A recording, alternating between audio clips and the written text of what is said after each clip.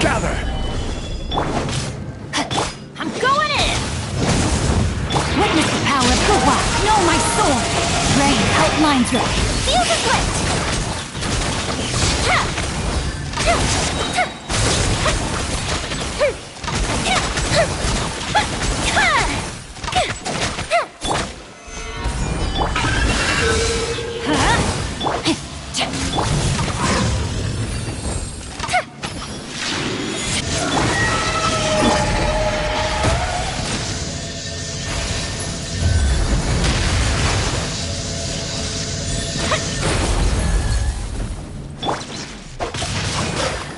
Fire hazard!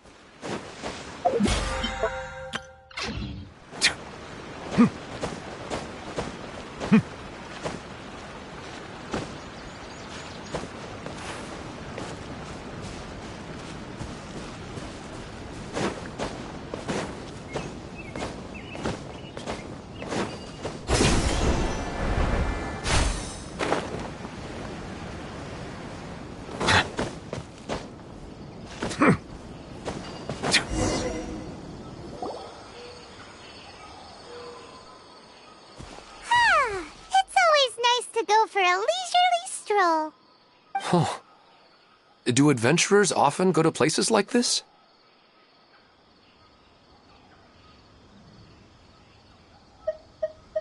Huh. I guess so. So, this is where you always meet your wife in your dreams?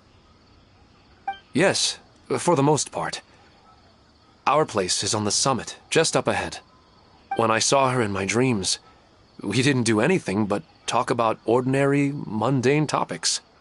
I'd tell her about our daughter, Haidar, and she always listened intently. She would also reminisce about the past with me, telling me interesting stories and cracking jokes.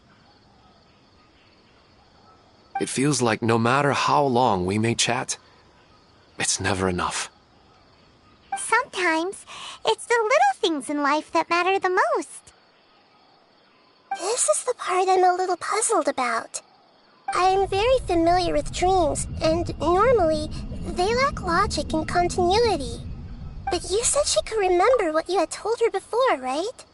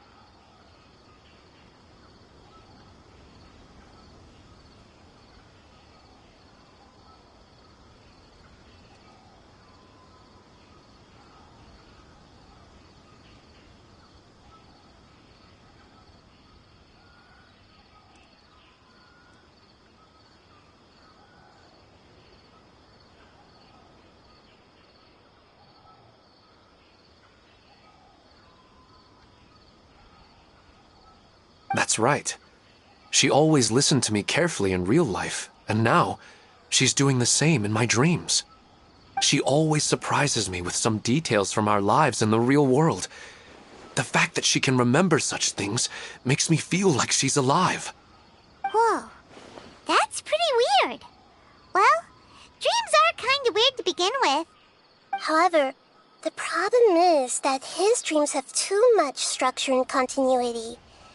Most dreams are far more fragile than you can imagine. For example, a loud noise outside your window in the real world could cause your dream self to get loaded into and fired out of a big cannon. Another example. If you're thirsty in the real world, then you might find yourself trudging through a desert in your dream.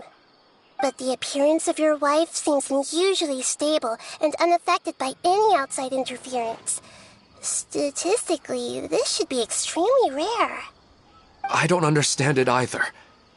But I have no reason to suspect or reject these dreams. They're too beautiful.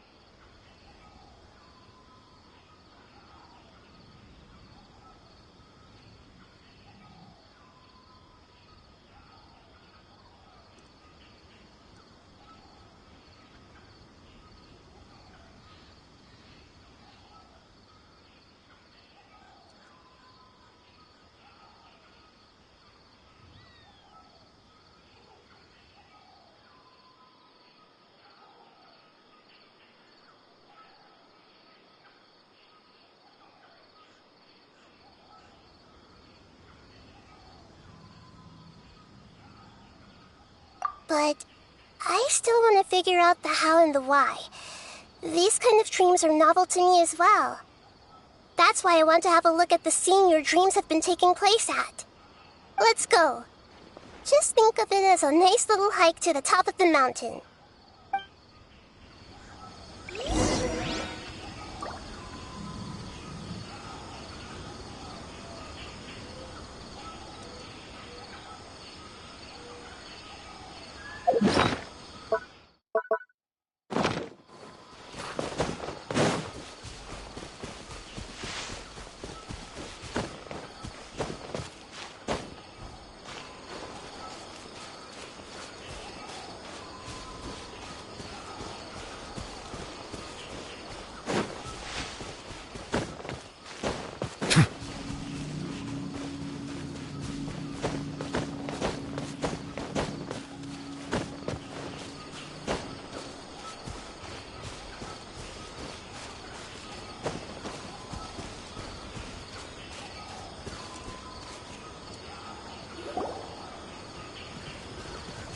Well, he really wasn't kidding. This place definitely isn't safe. No matter. We'll just finish them quickly. Huh? Are you going to fight too, Nahida? Of course. This is all part of our little trip.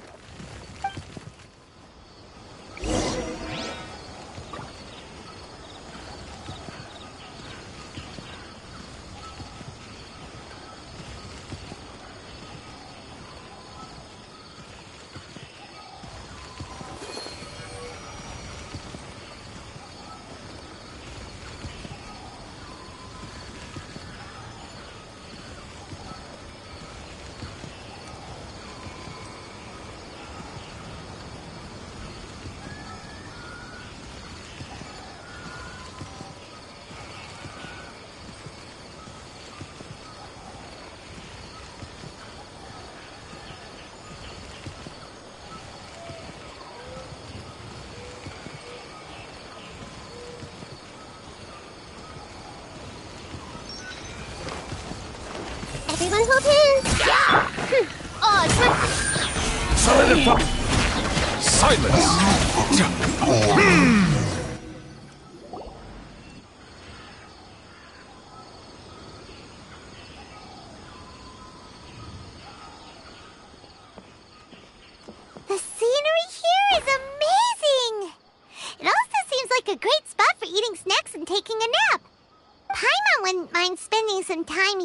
every day either.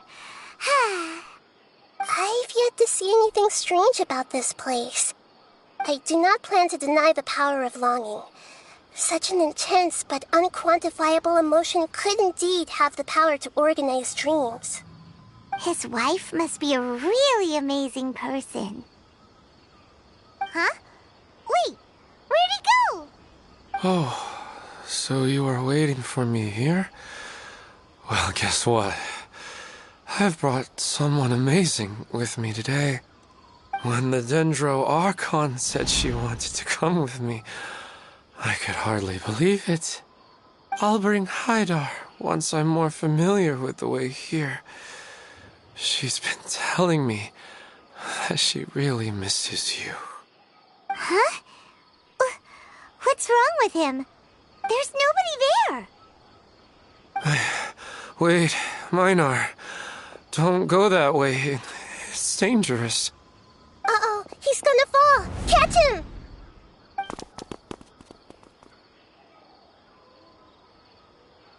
Whew.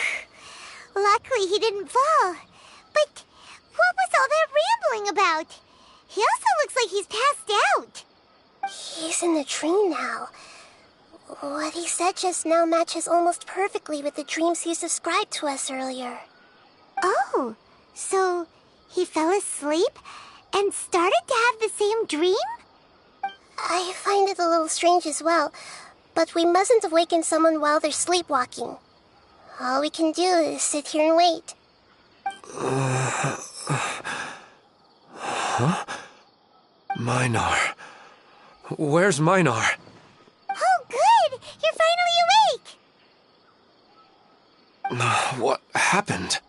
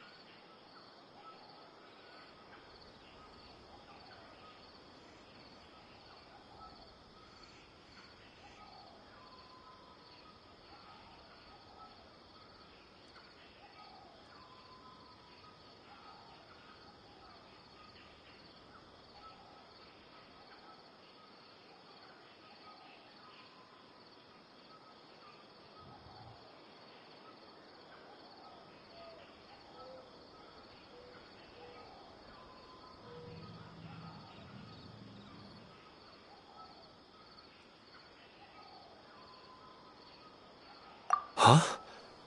Sleepwalking? Oh, right. It was all just a dream. The moment I reached the summit, I saw my wife, Minar, sitting there, and walked over to her. After I introduced her to you, she seemed a little flustered and started walking away. I told her to stop because of the cliff, and then she seemed to suddenly disappear. A strong wind started to blow around me and the sky grew dark. When I realized something wasn't right, I woke up. That sounds pretty wild. Maybe you were just too tired. I don't think so. I slept a lot yesterday, and I don't feel very sleepy now. Maybe we've affected the way his subconscious constructs dreams by following him here. Anyway, all that matters is that you woke up safe and sound. I think I know what happened now. I'm sorry. If it weren't for you, I would have fallen. Let's head back now. Don't come back to this place again for the time being. Oh, okay. Nahida, what's on your mind? Paimon's a little worried now. We still don't have enough evidence to work off of, so it's hard to draw any reliable conclusions yet. But I'm concerned that Ilmon's case may not be unique to him. Oh, right! Come to think of it, there were lots of people from the event who had vivid memories of their dreams. Right. And not only at a moment of dreams, there may be people like this all across Sumeru. We need to understand what's happening and the rate of its development as soon as possible. Then there's no time to lose. Let's head back. Stop standing there, Ilmon. Let's go.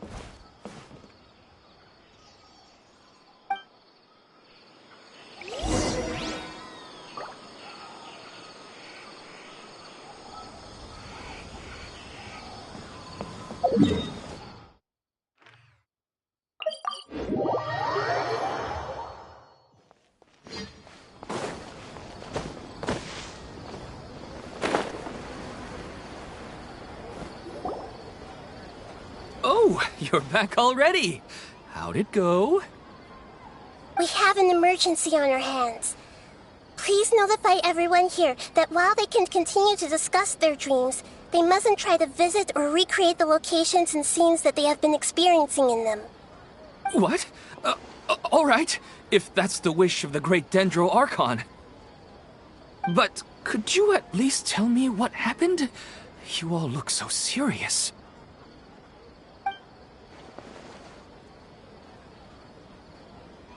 I see. I never knew even a dream could be so dangerous. Don't worry. I'll be sure to notify all the event participants and inform the other staff members about what has happened.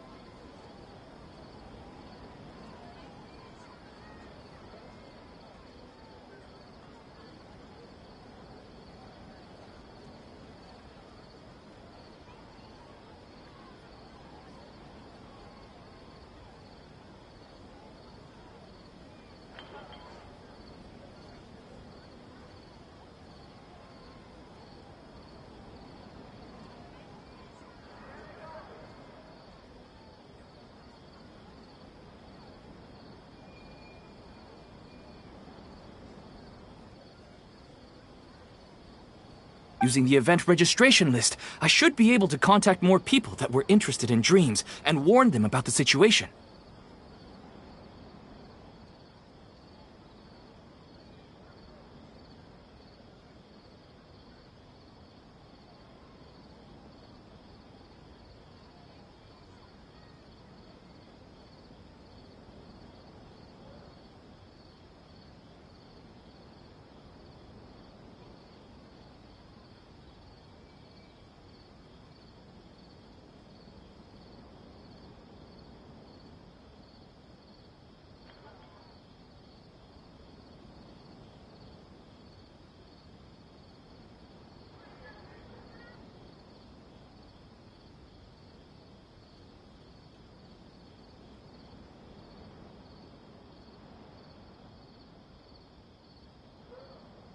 Thank you. That would be very helpful.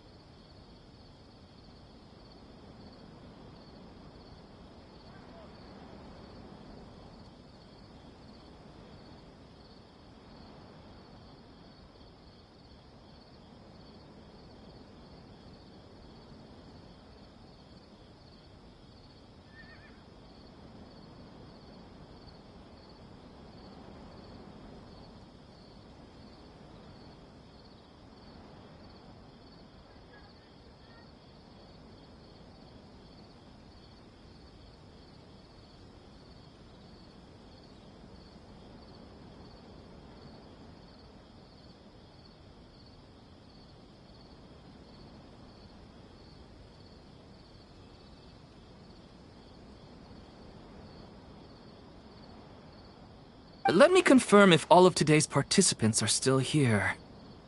Atta has already left. It seemed that he was on his way to make a hammer, so that shouldn't be a problem. Oh, wait a second. Where's Katya? Has anyone seen Katya? Has she already left? Oh, I think she already left. She said there was somewhere she wanted to go. Oh no. Did she want to look for the place from her dreams too? Can you tell us where she went? Yes, she did briefly mention it. Somewhere near Chatrakam Cave. Alright, thank you. We'll go look for her. Please help us tell the others not to do anything reckless. Sure thing. Who would have known things would have turned out like this?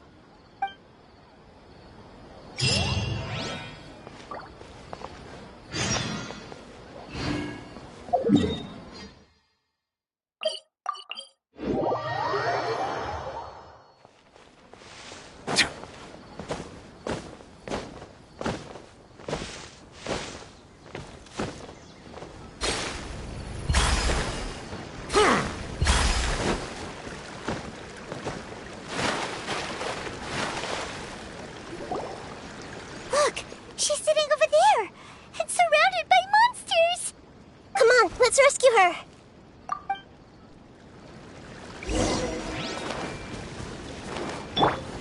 Gather!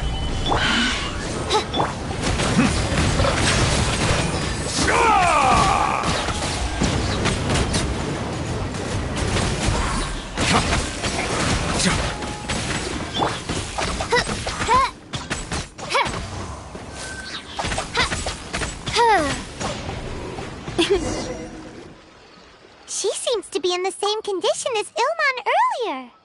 Yes, but luckily she hasn't been injured or jolted awake yet. Let's carefully move her somewhere safer. See you tomorrow, Professor Aisha. Huh? Why am I back here again? Dreaming? But what about Professor Aisha? Oh, I see. It was all just a dream. Well, that makes sense. After all, it hasn't changed a single bit. Huh? What's it? Nearly 20 years, and it still hasn't bloomed. Does it have something to do with your dream? Please, tell us what you mean. Sorry. I'm still feeling a little groggy. Please give me a moment here. Alright, where to start? Right, this plant. So, Professor Aisha gave me this plant just before she left. She was a good friend of my parents, and my first real tutor. She was also an outstanding Amorta researcher. In addition to her extraordinary academic talents, she was also skilled in combat and would accept lots of work from the Adventurers Guild. Oh, so you mean she's left on an adventure? Yes. When I was about 10 years old, she told me that she must go look for the secrets of the Abyss, and that she would be gone for a long time. I grabbed hold of her and wouldn't let go. I didn't know what the Abyss was. I just knew that she was like family to me. She hugged me, and we cried for some time until I fell asleep. When I woke up, I was already back home.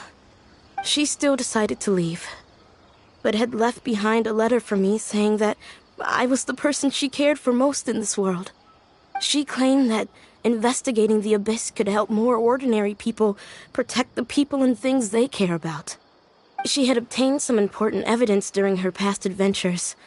If she didn't set off right away, she might miss the perfect opportunity. Guess Ad Astra Abyssosque isn't just a slogan. She left a seed in the letter, telling me that if it sprouted and bloomed, then she'd come back no matter what sort of risky situation she was in. She said she looked forward to seeing me all grown up.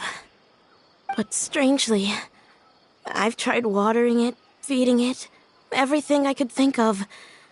But I've never been able to get it to bloom. I even went to ask the Amorta researchers, and they couldn't explain it either. May I have a look at the plant? Of course. I was hoping the great Dendro Archon could help me solve this problem. Let me see.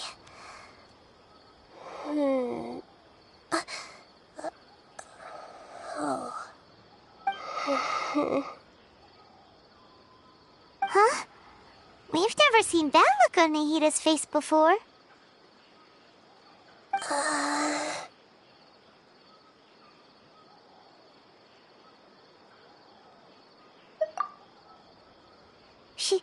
She looks a little unwell. Hold on, we'll be right back.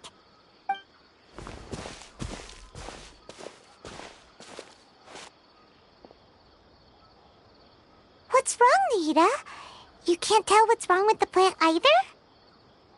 No, I immediately understood what's happening with that plant. I'm just not sure if I should say it. This plant is not known to the academic world.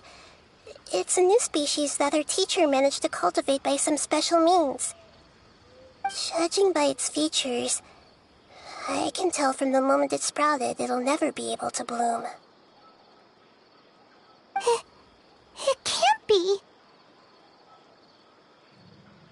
It means that this Professor Aisha she keeps mentioning might have foreseen the danger and was prepared to never return.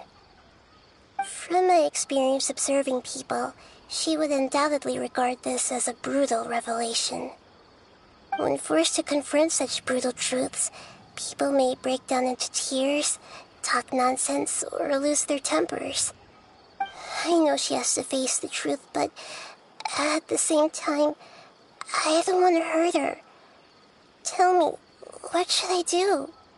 Yeah, that's a tricky one. Seems like you've already got a good idea of the feelings she might experience. But wouldn't that mean I'm just pushing it all on you? What if she just gets angry at you instead? It's all right. There are all kinds of people, and the examples you observed are just the most extreme cases. Okay. Thank you. Let's go back and tell her.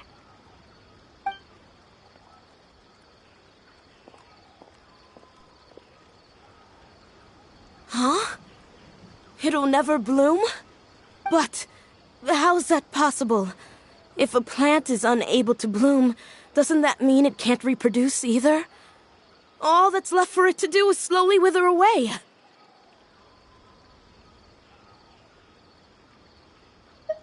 Are you saying she never intended to return? Seriously? So everything she said was a lie? But she meant well. Since the separation was inevitable, she hoped that you would be able to come to grips with such a cruel parting a little later in life. Yeah, her love, care, and attention to you, all those warm moments were real. I guess she had hoped that you could understand and respect her choice after learning the truth. I see. Sorry, I don't want to sound ungrateful, but it's just so much to take in. The dreams are so beautiful. Yet reality is heartlessly cold. I really thought she had come back. I had so much to tell her.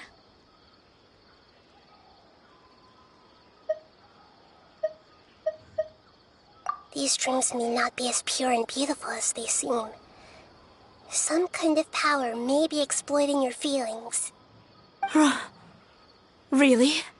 Yes. So with that in mind, until our investigation is completed, please return to the event and ignore any further temptations from your dreams. I see. Thank you for rescuing me, and sorry for the trouble. Luckily, the plant didn't get hurt either. Otherwise, I wouldn't have anything left to remember her by. Thanks, Traveler and Paimon. She seems to have finally accepted the truth, but I think she'll still need a long time to come to terms with her feelings. I saw her waver the moment you mentioned love. It was almost like a gentle rain, arriving just in time to put out a fire that was about to spread. It's because people have something called empathy. Empathy? I see. This is valuable knowledge indeed. By the way, you said there may be something that's trying to exploit their feelings. Any idea what that might be? Yes. What's common between Ilmon and Katia's cases is that they've both lost someone dear to them. And now, they get to meet the people they cherish in their dreams again, and the people feel more real than anything a regular dream could hope to create. Instead of interpreting it as a result of their longing, I have to consider a more antagonistic explanation. Someone is taking advantage of their longing. Yeah, they're just causing these people to dream. What are they after? This is exactly what we need to investigate. Anyway, let's pay another visit to a moment of dreams. I have a bad feeling about all this. I hope things haven't gotten any worse.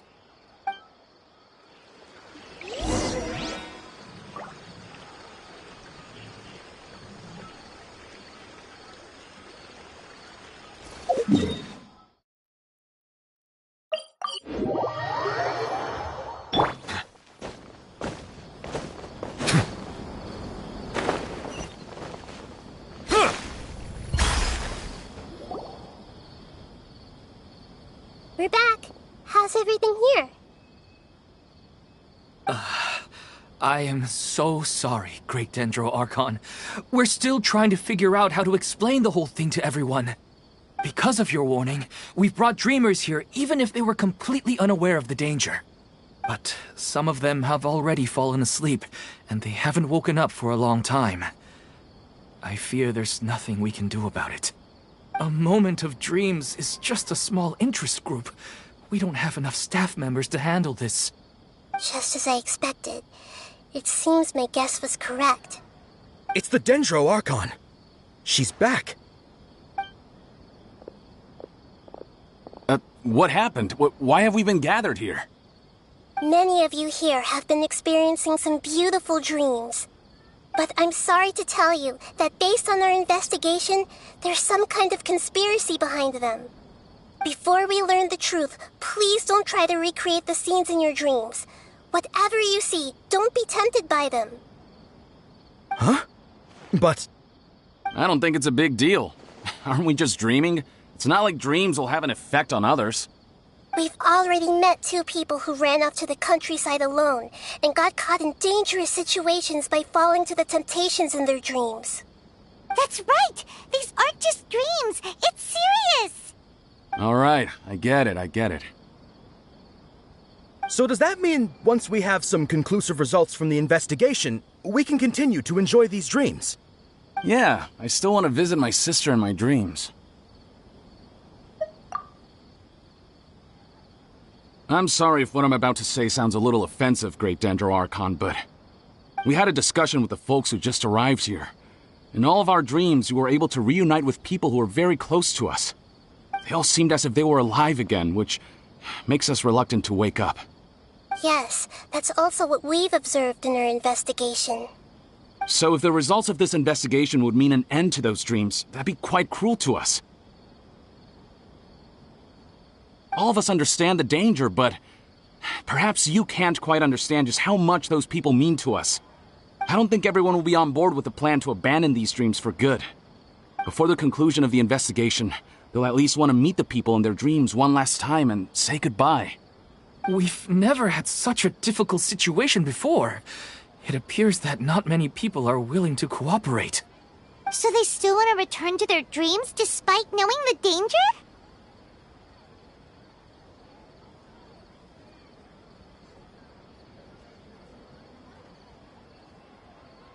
That's right.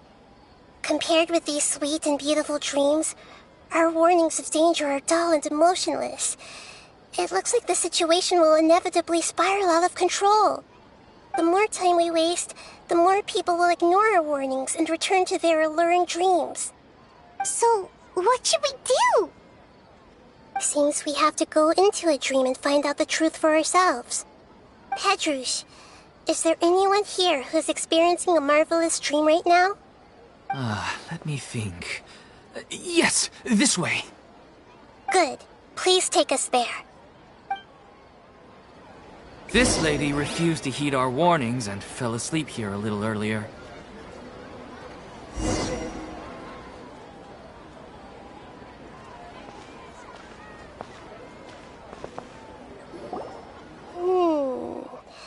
She's only asleep and hasn't started sleepwalking. It seems she hasn't sunk too deep into her dream yet.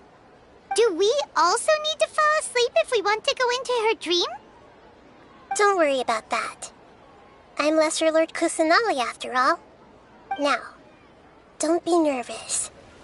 Just close your eyes. Imagine yourselves as waves gradually rolling onto the beach. You slowly wash over the shore and sink into the sand.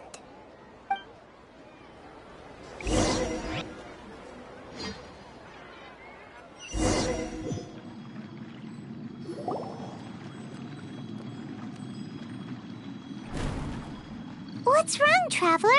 You look a little disoriented. Really? Paimon didn't notice anything. Anyway, seems like we've made it into the dream.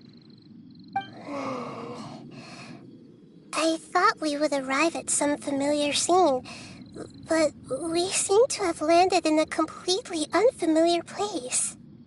Whoa! So many giant plants! Even in the sky! Amazing. Theoretically, we should have gone straight into Debbie's dream.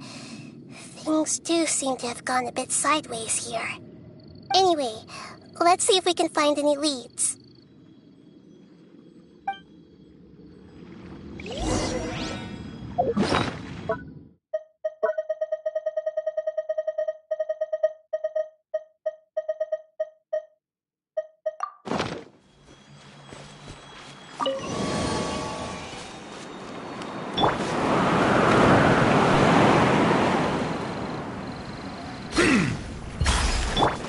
I see everything. By royal Settle down.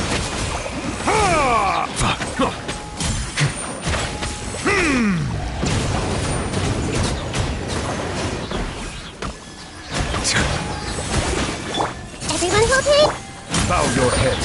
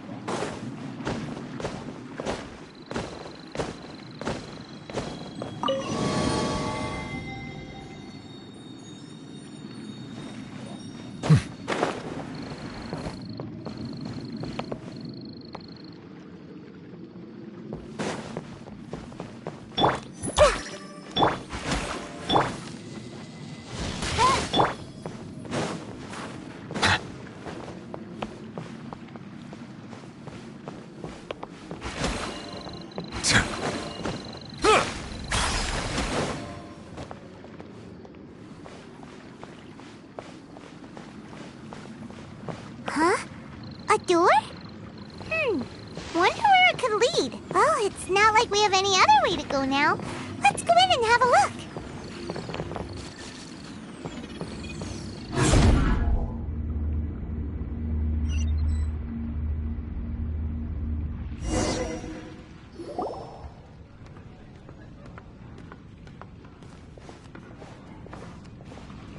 Hey, this place looks familiar. Isn't it Puspa Cafe? Oh, Paimon sees Debbie! She's right over there! Looks like we've come to the right place. These alluring dreams often portray a scene from real life, which concurs with our previous findings. Really? But what about that space we were in just now? You can't mean... this is another collective dream? Yes. Given that so many people have been experiencing these beautiful dreams, I would say it's very likely that they're interconnected. Compared to an interconnected dream, independent individual dreams would be much harder to manage and manipulate. Ah, Paimon gets it now. Well, let's go talk with Debbie. Oh, but there are some other people next to her. Are they dreaming too? If this space is exclusive to Debbie's dream, then the others beside her are most likely the people she cherishes. Anyway, we should confirm that first, just to be sure. Huh. How do we do that? Just leave it to me.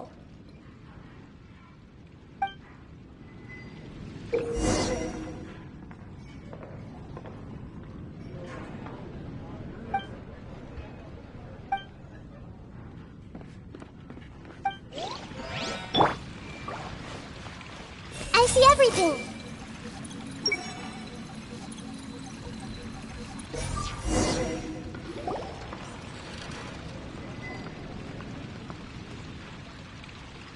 Huh. How could they be? Well, I guess it doesn't matter. Huh? She sounds a little hesitant. I've confirmed that this dream belongs only to Debbie, because I'm unable to hear the thoughts of the other two people with her. So, this is the power of the Dendro Archon? Paimon had better watch her thoughts from now on. Don't worry. I don't often use my powers like this. It's rather impolite. Alright, I need to get myself ready. It won't be easy to break it to her, but there's no avoiding it now. The Great Dendro Archon! What brings you here? I'm sorry to interrupt your celebration, but have you noticed that what's happening here doesn't quite match up with your memories?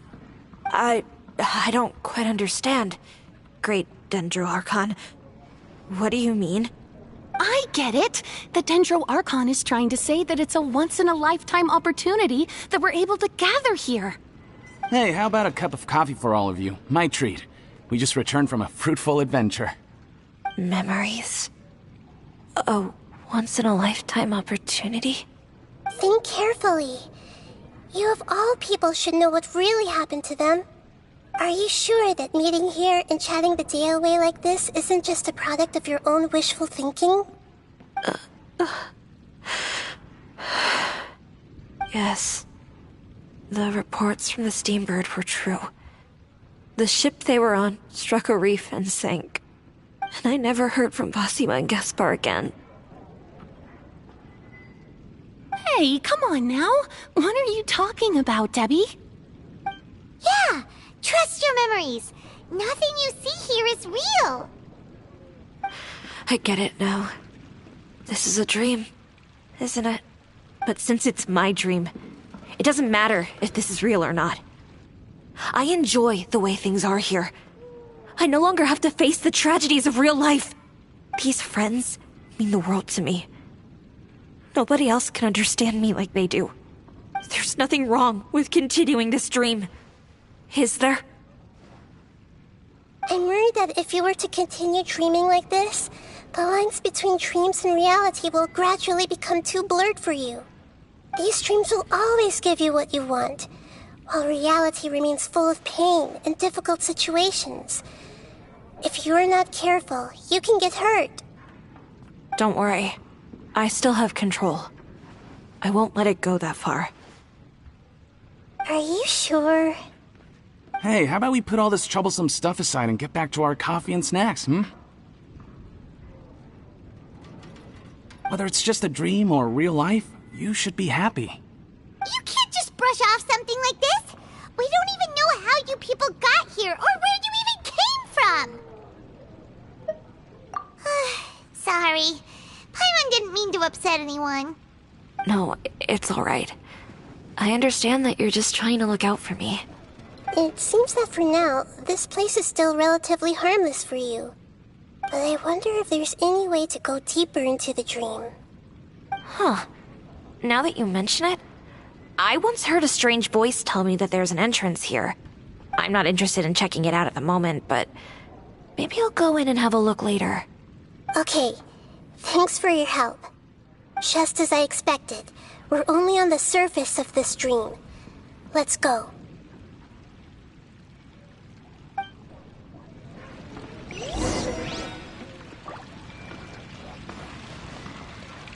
Everyone hold hands!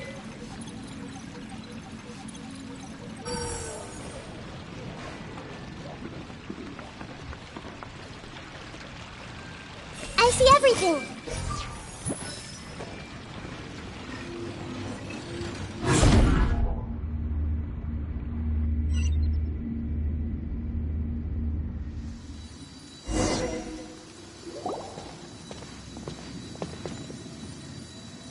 Huh?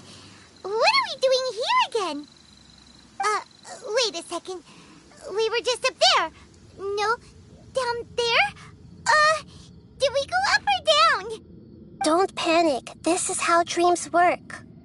We've left Debbie's dream, but the dream is still continuing onward. I'm not sure where it'll lead us. This dream has the ability to create imaginary people, which is why people are so unwilling to wake up.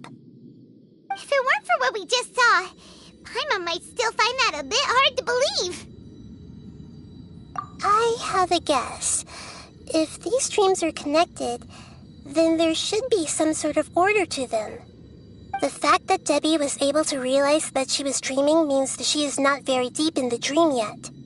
But the space we're in has been turned upside down. Do you remember the characteristics of dreams that I mentioned earlier? Oh, right! Dreams are chaotic. That's right. It's possible that we're heading deeper into this dream now, and the deeper we go, the closer we'll get to the essence of the dream.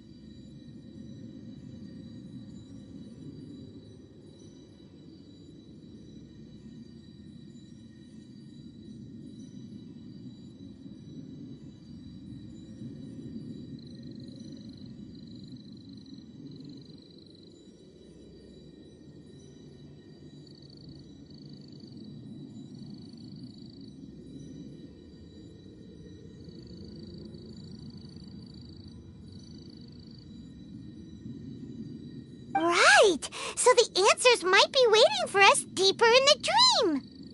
Yes, and we should get ready for whatever we may encounter.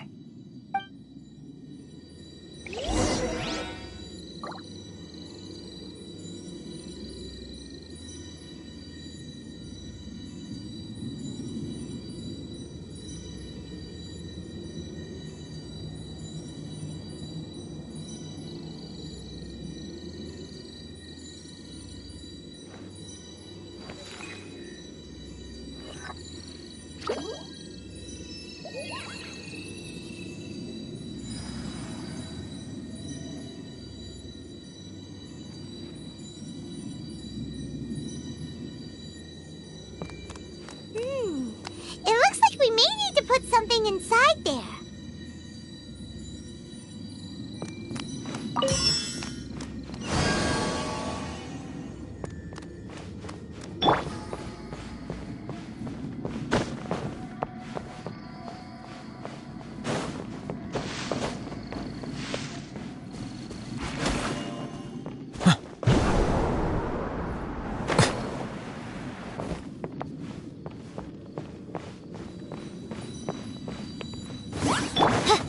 Oz, reveal bite! Everyone hold hands! Stabilize! Settle down!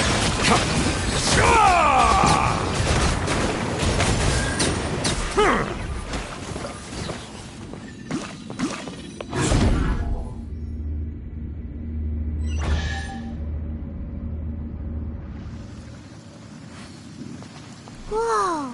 When it rains, it seems to disappear slowly. Yes, and it appears again as soon as the rain stops.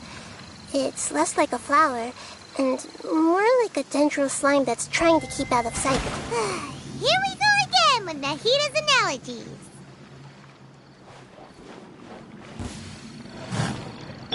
Hey! Gather! By royal... Silence!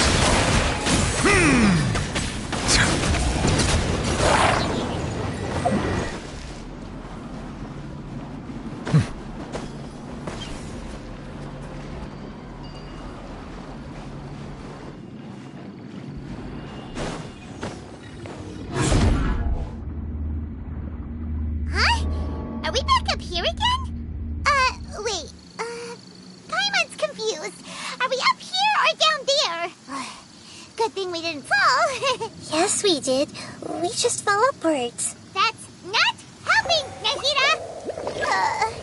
Paimon has no clue what's going on anymore.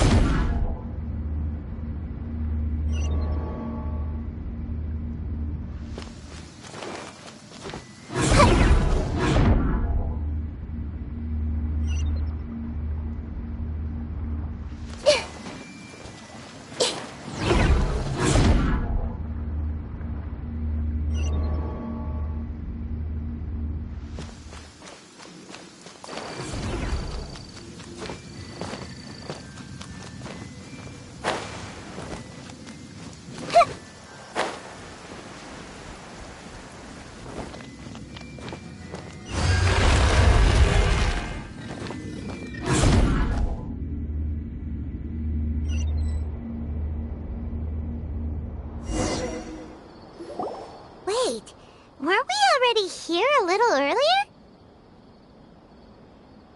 This is probably Ilmon's dream. Huh? Why would he start dreaming again?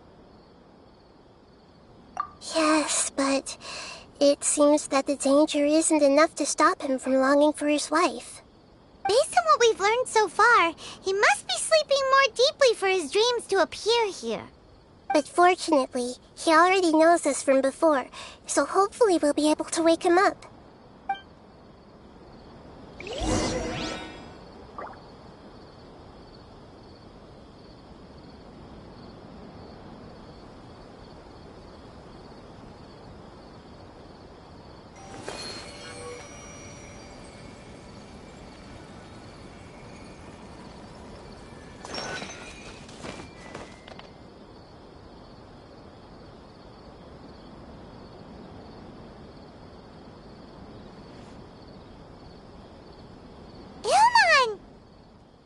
Oh, it's you.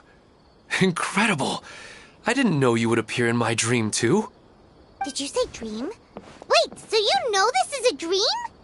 Of course. Such good things rarely happen to me in real life these days. Here, let me introduce everyone. This is Minar, my wife who I mentioned before.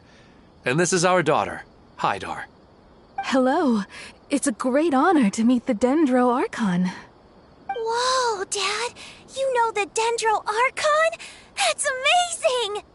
And what's this? Is it a new toy? No, it's Paimon, not a toy! Anyway, now's not the time for that! Nahida, this doesn't seem to add up with what we were expecting. You're right. Let me think for a bit here.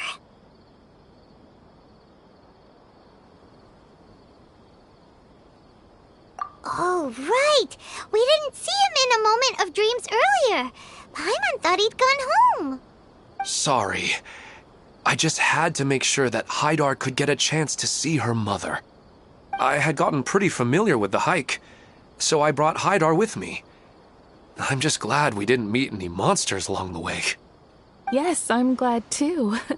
I didn't expect her to grow up so fast. It must have been very hard for him. I regret not being able to fulfill my role as a wife and a mother. No, don't talk like that. Let's leave all that unhappy stuff behind for now. Even if we're in a dream, it's still a blessing that we've been able to reunite in this way. What should we do now? Should we tell him the truth? You can let me break the news. I should be the one to do it.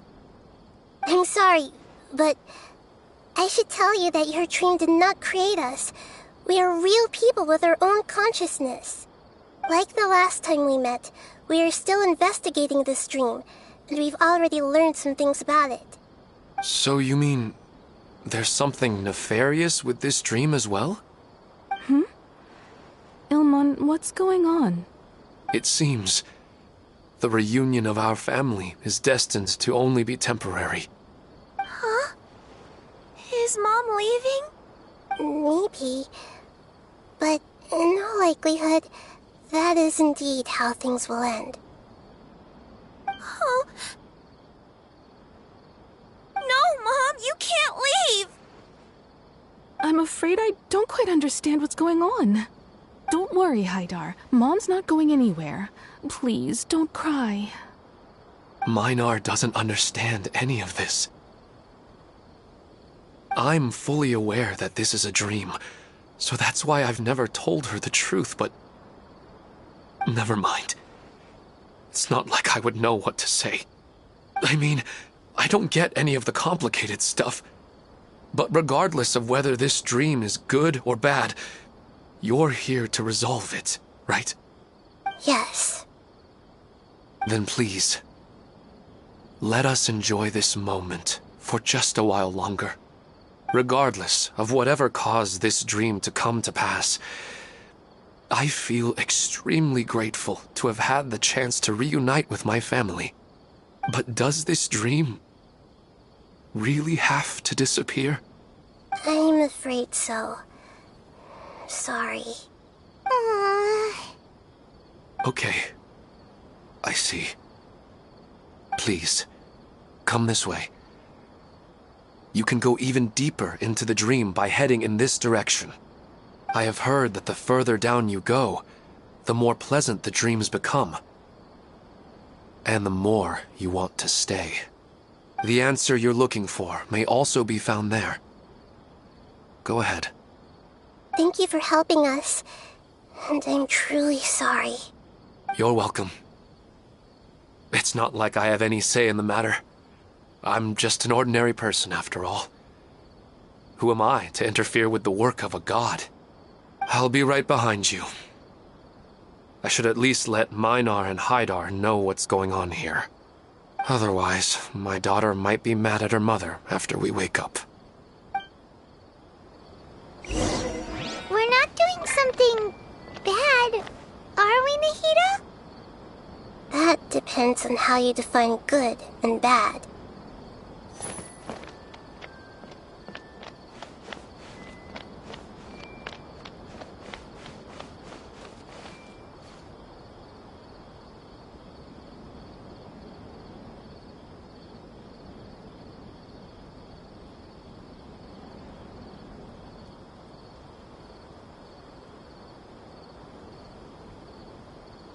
What they say is true.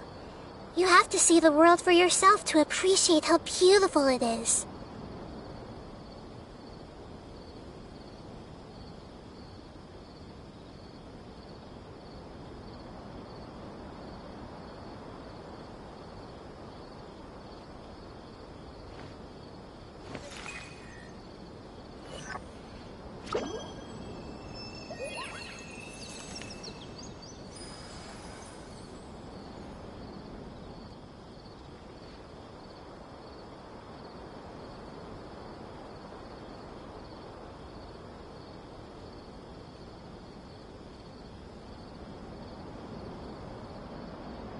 If you're not sure what to do next, how about I take you on a walk?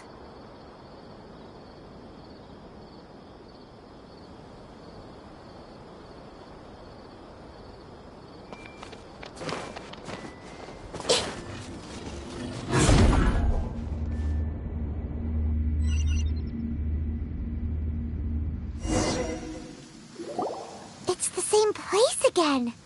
This place is almost like a flight of stairs that connects all the dreams together. But they appear to be getting more and more aggressive. Regular stairs wouldn't try to attack us.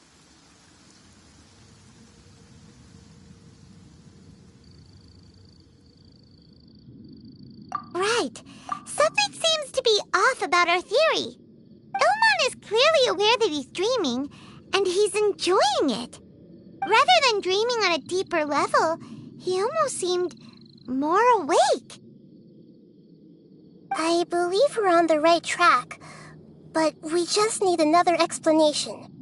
It's not that the dreams are getting deeper, it's the owner's attachment to the dreams that's getting stronger. But you would never mistake dreams for real life, right? Sometimes, Paimon almost wishes her dreams could be real. But it's just a quick thought. It's not long before Paimon's thinking about other things, like sticky honey roast. Listen, we're real beings living in the real world, and that's where our focus should be. This also explains the insubstantiality of our dreams. No matter what they may become, we don't really care. But if we decide to abandon reality and embrace our dreams, then our dreams will become far more substantial. Oh, wait! Paimon's starting to get it now? Your mind will begin to build the dream far more attentively, which in turn will make it feel more real. Do you remember how the Akasha can turn dreams into jnana energy? Constructing a realistic dream consumes a similar energy.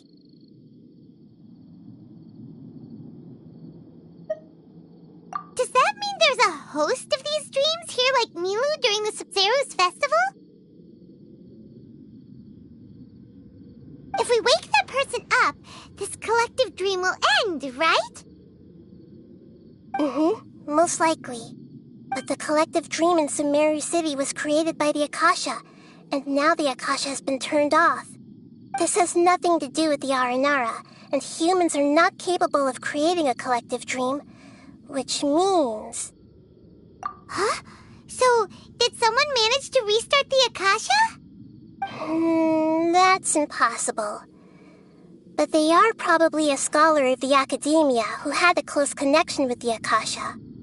Even so, how did they manage to do it? And how did they choose the host? Yeah, we haven't gotten to the end yet. Once we know their motive, all the questions will resolve themselves.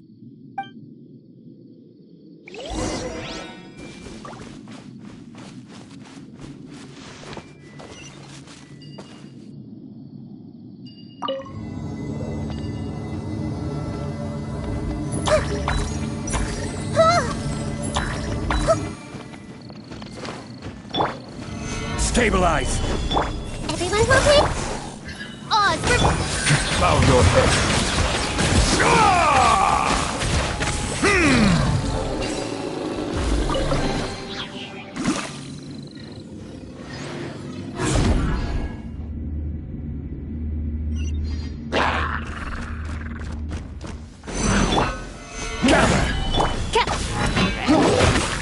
I see everything!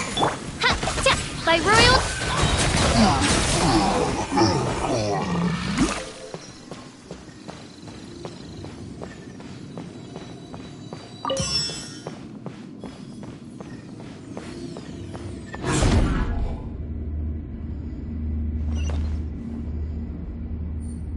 All the water that used to be here has turned into rain. Then let's get through here before the water level rises.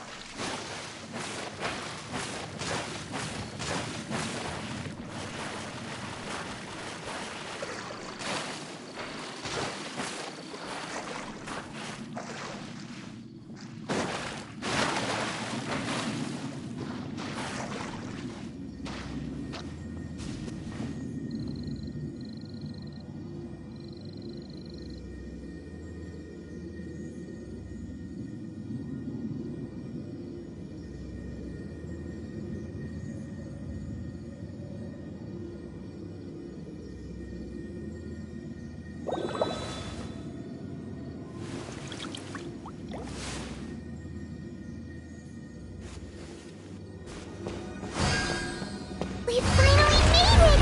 The destination is right ahead!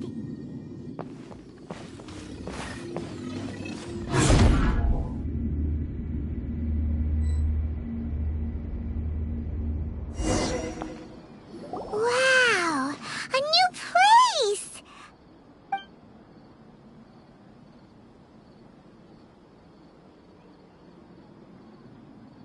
Well, it's just new to Paimon in this dream. This should be the final destination. Huh? Really? Yeah, these are just ordinary city streets. I have powers related to dreams, so it's usually easy for me to tell who's dreaming and who's created by dreams. I guess only those who have thoroughly accepted this dream will be able to come here. There are so many people here. How can we find the host? Don't worry, I have a way.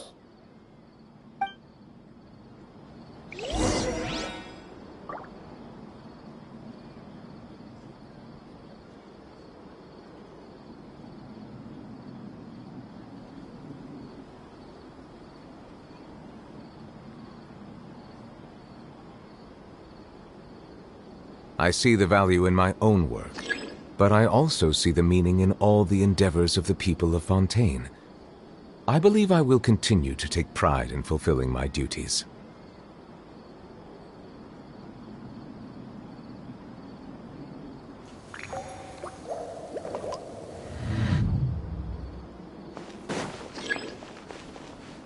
Hey! Anissa's always so calm. I wish I were the same. He's just in an ordinary dream, so it shouldn't be him.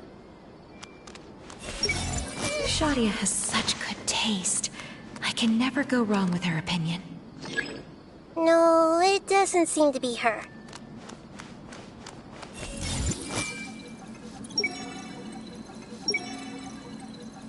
Anissa's always so calm. I wish I were the same. He's just in an ordinary dream, so it shouldn't be him. Who doesn't want a dream to last forever? He's just entered the dream recently. It's definitely not him. However...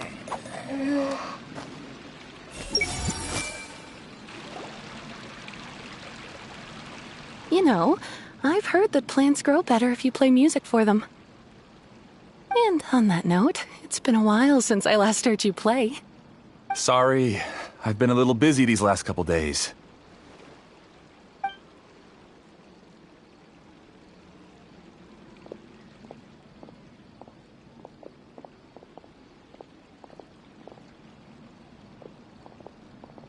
Oh, the Dendro Archon.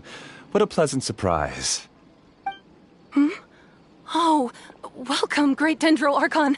And your companions, too. Welcome. I'm Amira. I run the flower shop here.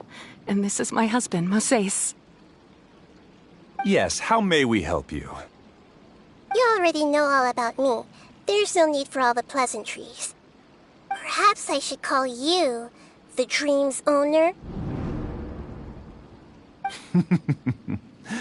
As expected of the Dendro Archon. I'm sorry, Amira. It seems my research has attracted the Dendro Archon's attention. Why don't you go back to the flower shop? I'll come help you a little later. Okay, of course, dear. I'll see you later.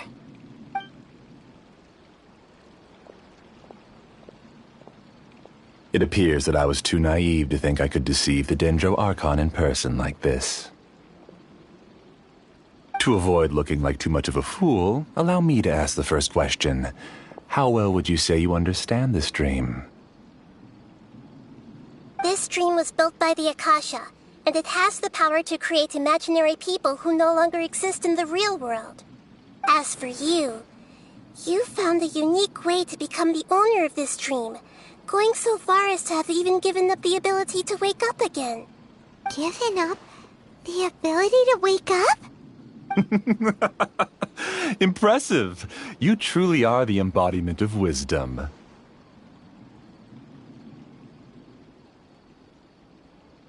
Please, tell me how you were able to arrive at such a conclusion. In return, I'll answer the question you're most curious about. It's simple. Apart from you, this space only consists of real people who are dreaming and imaginary people who are created here. Although you are here and appear no different from the others, I can't sense your dream. How can I wake up a person who's already awake? Fascinating. Since you're the fully awake owner of this dream, it can never collapse from you waking up. Theoretically, this should also give you absolute control over this place. I have to admit, it really doesn't get much better than that. But even knowing all of that, one question remains. How did you do it? Isn't the answer right in front of you, Great Dendro Archon? It's because I've dedicated my entire reality to this dream. I uploaded my entire consciousness into the Akasha when it was still running.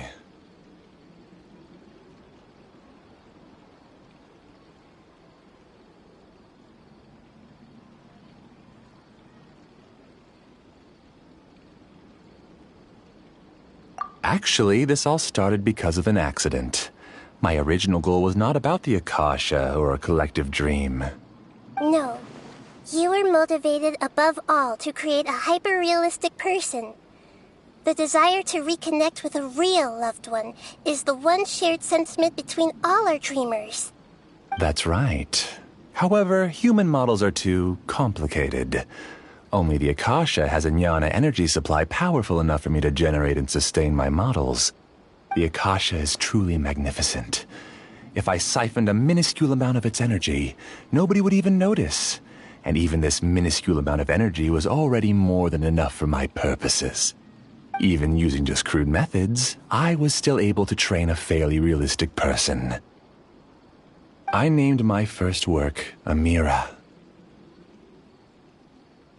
Huh? You mean the girl we just saw?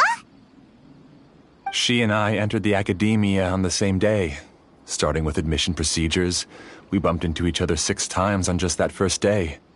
And because of that one day, we eventually went on to fall in love. We studied, conducted research, and made breakthroughs together.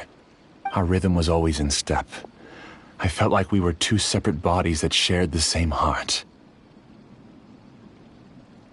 However, Elazar later took her from me. Yes, I need more training samples to perfect Amira's personality. I found their details in the Akasha's database. Using the pretext of testing for mental health disorders, I implanted signaling devices in their bodies. This way I could connect them to a network, and Amira could feel their yearning. Little by little, they helped her to grow and develop a warm, human personality. To improve my efficiency and allow myself to focus on nothing but my research, I uploaded my consciousness as well, and became a part of the network. So, technically speaking, it's not that you won't wake up, it's that you can't wake up. Yes, because the Akasha was suddenly turned off, I lost all of my jnana energy. I became imprisoned in the very network I had constructed. At first, I panicked. But, after coming to grips with the situation, I realized that I could restart this world as long as I could find a replacement source of jnana energy. That means everyone in the network is providing you with jnana energy! That's all there really is to it. I don't think I'm doing anything wrong. I'm just saving them as well as myself. I provide a beautiful dream, and in return, I harvest their jnana energy as fuel for the dream. They can wake up any time they wish. People need to sleep anyway, so why not have some beautiful dreams while they rest? I agree. This is the home we spent a great deal of effort on to build for ourselves. Yeah, she's right. We're staying here of our own free will. I don't understand this at all, but I just want to spend some more time with my family. I don't want them to be sad. Thank you, dear. Great Dendro Archon, I hope you can understand. You don't need to gather around here. It's all right. The Great Dendro Archon is nothing if not kind and considerate towards her people. She won't interfere with what we're doing here. Uh-oh, now he's playing dirty. It seems like I won't need you to answer my last question. You're willing to tell me all your secrets because you have nothing to fear. If you use real people as your weapon and turn them against their Archon, then there's nothing the Archon can do. They just want to be with the people they cherish. I don't think there's anything wrong with me providing them with that opportunity. They don't wish to eternally part with their spouses and friends. What's so wrong about that? If you understood humans a little better, or had also experienced firsthand the absolute devastation of loss, then perhaps you wouldn't be so cold towards us.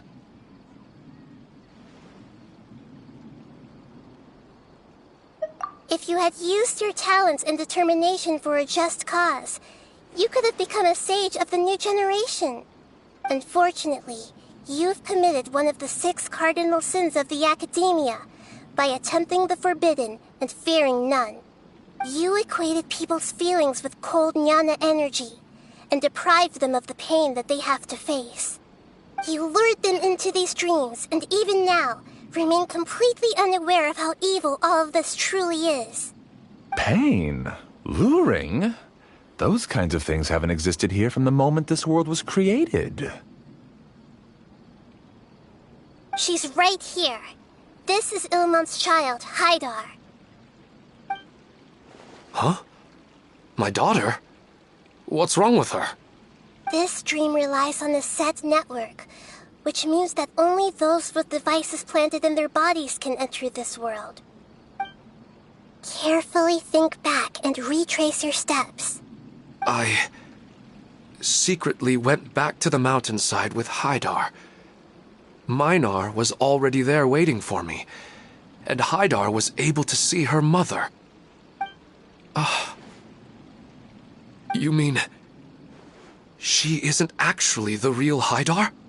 No, because unlike you, she can't enter this dream.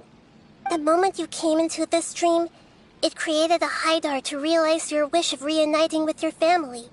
So, Tell me, where's the real Haidar? She's still out there on the mountainside. That's right. And she must have been terrified to see her father not in his right mind.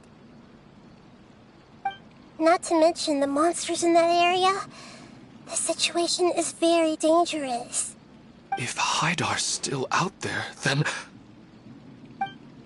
What are you talking about, Dad? I don't understand. I must wake up right now. I can't leave her there alone.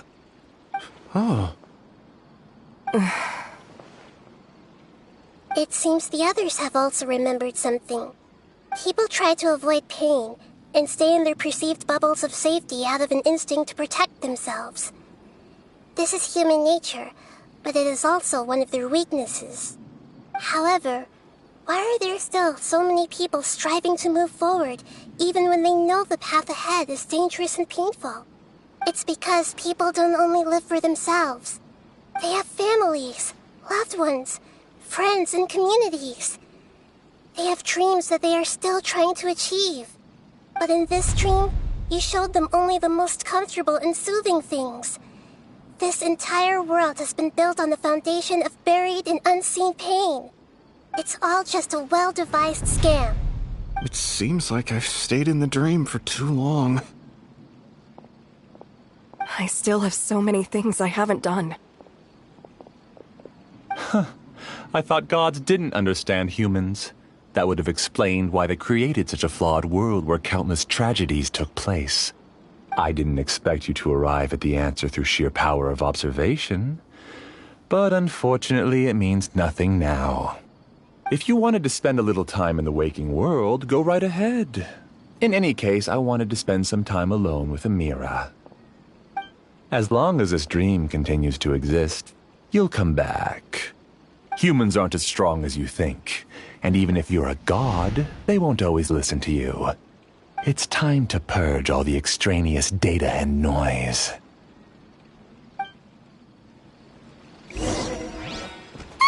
Monsters, be careful!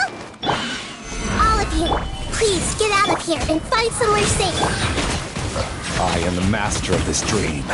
I can create endless waves of monsters with the snap of a finger. Don't worry, they'll wake up before they get hurt. Amira doesn't like to see others in pain. If you know what's good for you, leave now!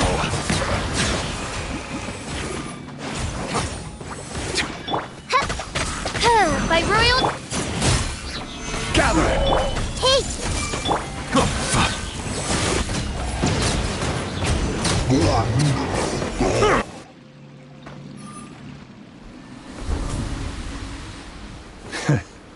You haven't won just yet. This dream is mine!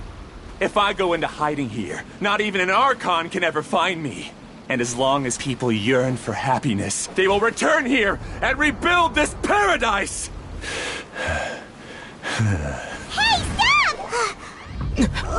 What's that? The dream is spiraling out of control and is collapsing now.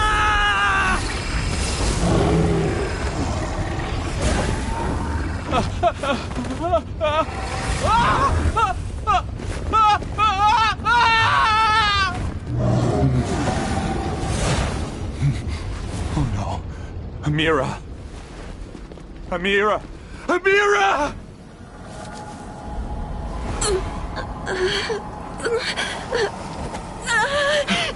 Amira, are you all right? I don't feel well. No, no, no!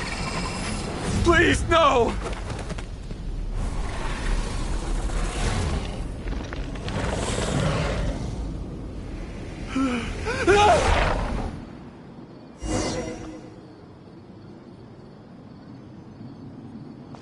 Get away from there! Don't ruin my flowers! What should I do? Where did it go? Left because he doesn't want you anymore.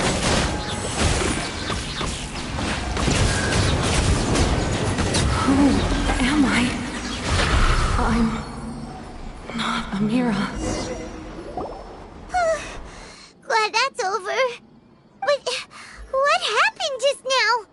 He's not very proficient in using the Akasha's technology, and he spent a lot of Jnana energy creating monsters. Now the system is out of control. All the people he created also turned into monsters, including Amira. It's terrible, even for a dream. Even Paimon's freaked out. Paimon can't imagine what they're going through. The good news is that the chaos seems to have subsided. Now we only need to wake up the people here and let them return to their real lives. Amira. My dear Amira. They're all gone. It was just a big dream after all. I couldn't change my fate, and my knowledge turned out to be useless. What a cruel world.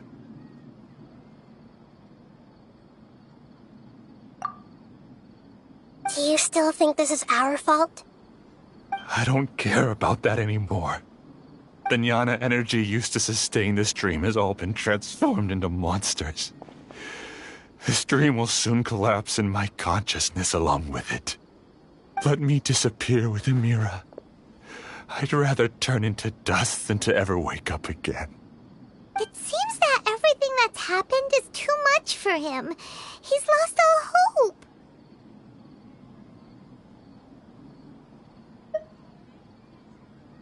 I think seeing Amira turn into a monster was punishment enough for him. After comprehending the hollowness of the unreal, it's time to revisit the meaning of existence. Existence? I'm different from the others. I've long given up everything outside of my consciousness. Using my knowledge of the Akasha, I have a way to extract your consciousness from here and put it inside a knowledge capsule. The Academia has probably kept your body, so you should be able to wake up soon. No need. Just let me disappear. Reality means nothing to me now.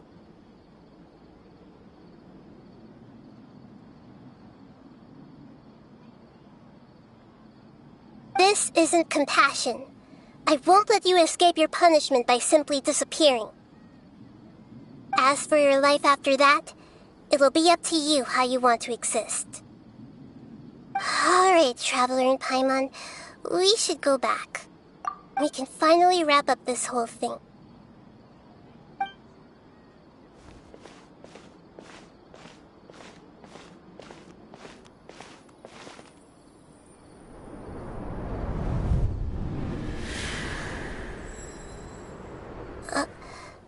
Uh-huh? What's wrong, Nahida? Oh, nothing. Let's tell the people here to gather at a moment of dreams after they wake up.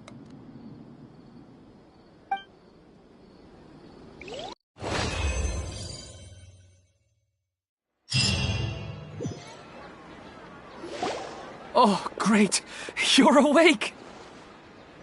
Everybody has started to wake up, and we've heard similar reports from around the city as well. From the looks of it, you were able to successfully resolve the issue. Yes, though it took us a good deal of effort. There will be many people gathering here shortly, so please do your best to maintain order. I need to go to the Academia with them now, but we'll be back soon.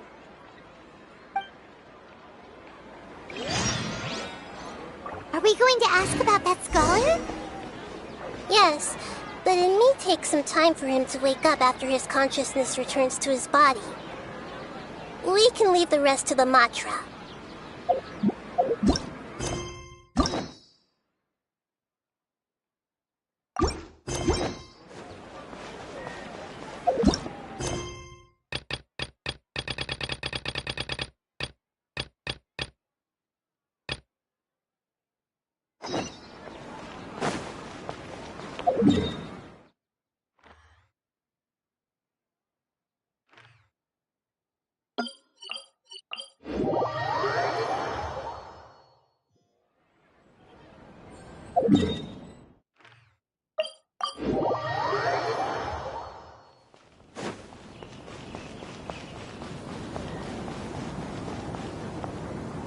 Oh, it's the great Dendro Archon. How can I help you? I I would like to check the registration records of a Kshahrewar scholar. He should be in an unconscious state right now. Okay, just a moment.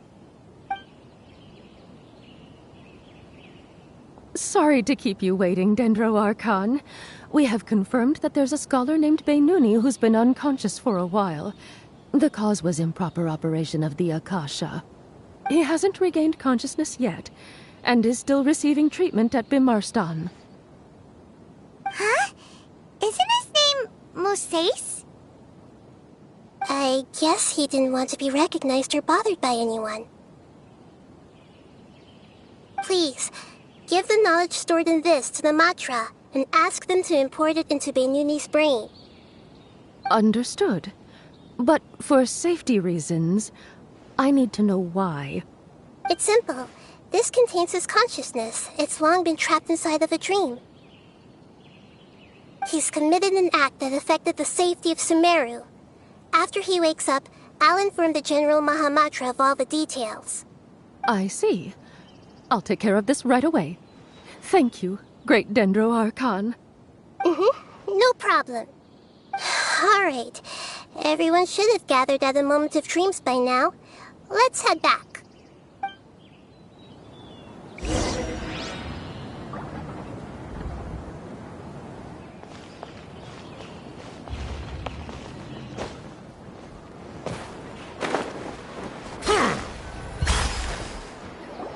Let's be quiet and just listen in.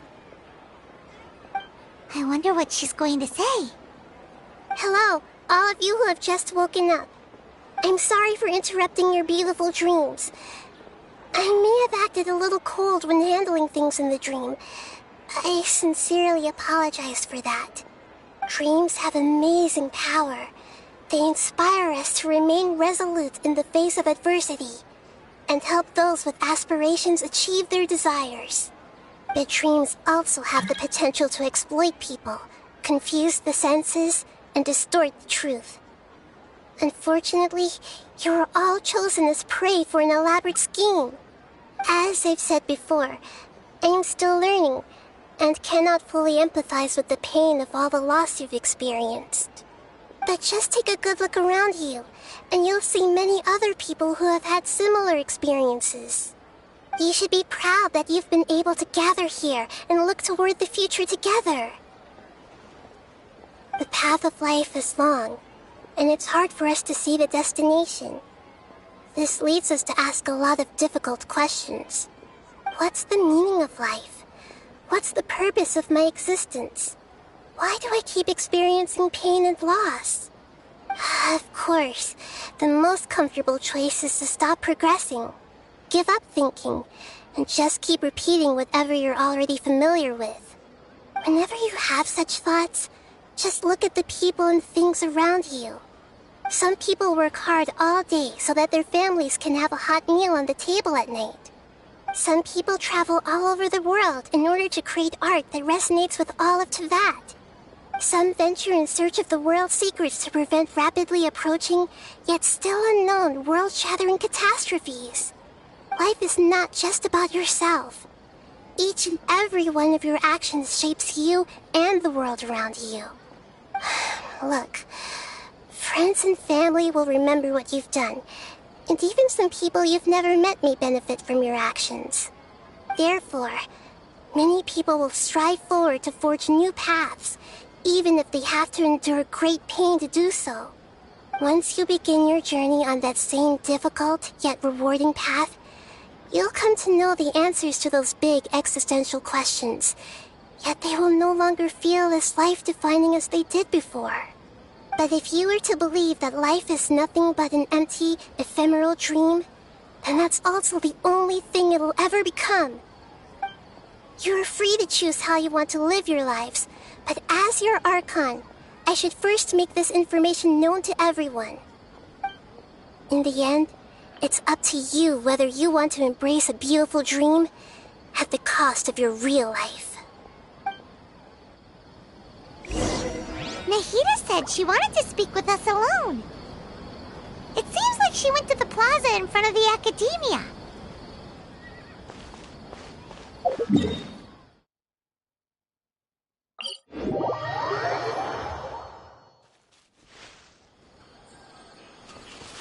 You're amazing,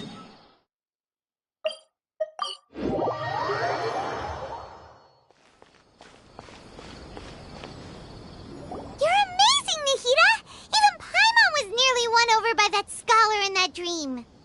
Well, he's very good at manipulating the weaknesses of human nature, but perhaps he himself had fallen prisoner to them long ago. That dream was incredibly beautiful and enticing. Ordinary people couldn't see through it and easily lost themselves within it. But as long as you can still wake up, you can still move forward with your life.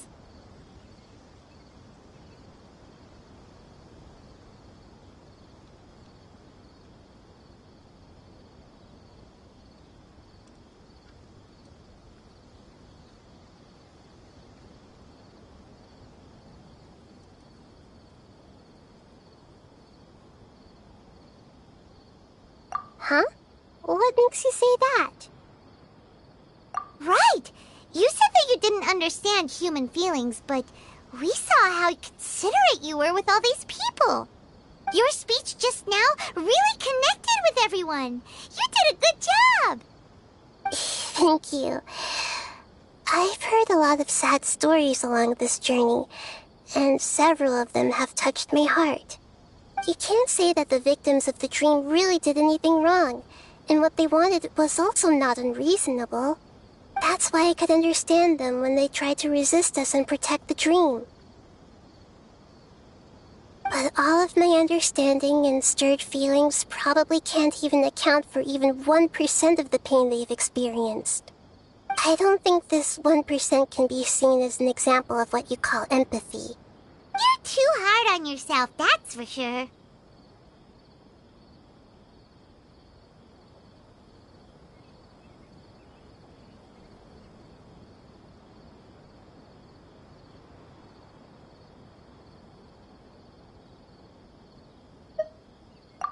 Alright. I suppose going out into the world will help my confidence grow. I've learned that emotions are nothing like knowledge, and that's why it's hard for me to put them into words sometimes.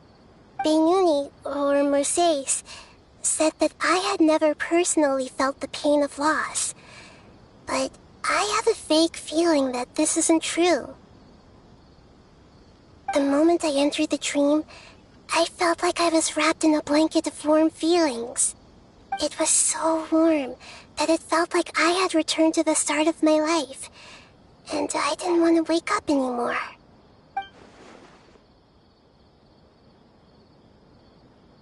But when I opened my eyes, the feeling was gone without a trace.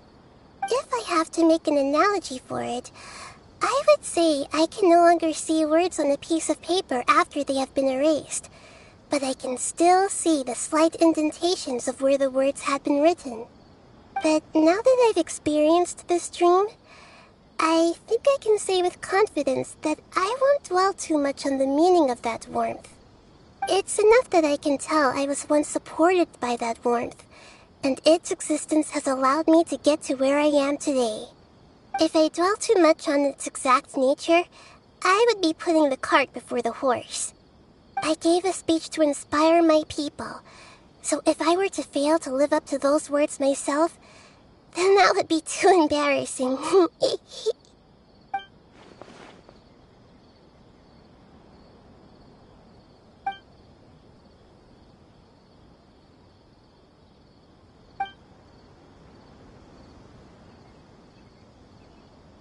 Hey, what's with that serious look? You keep looking like there's something you want to say. Is there anything you want to tell me?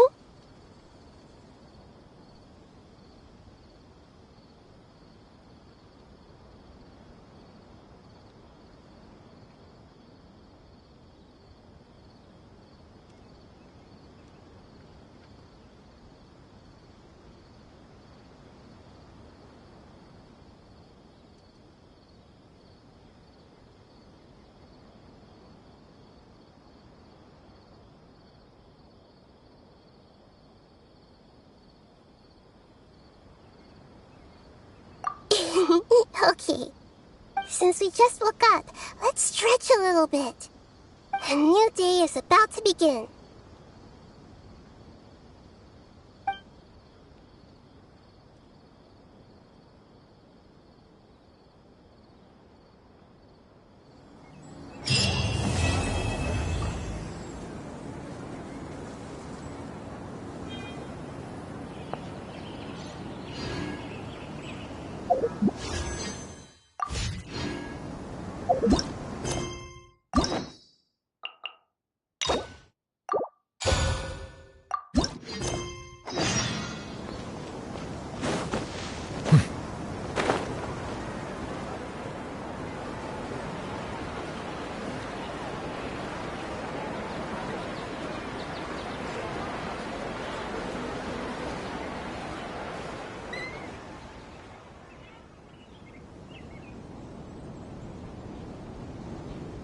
Hey, isn't that Nahida?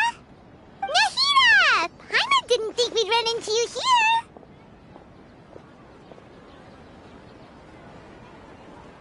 Oh, hey there. It's been a while, hasn't it? What have you two been up to?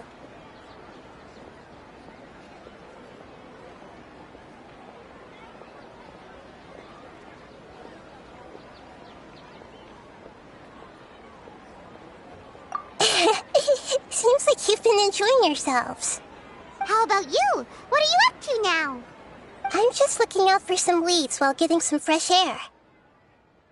I noticed that I have some blurry memories after saving Irminsul. I almost feel like there's still something extremely important I need to do. But I can't remember what it is.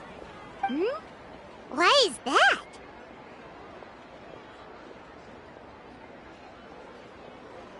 Don't worry, we'll help you remember.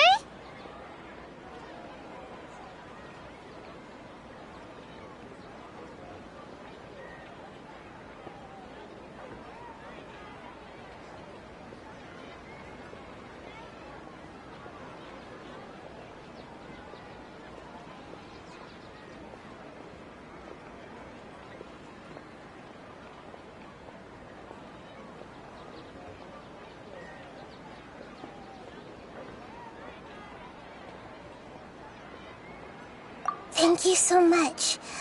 Since you're willing to help, I have something I'd like to show you.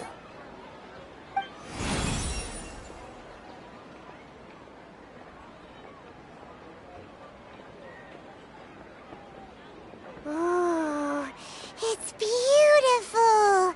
It looks like it's filled with some kind of power.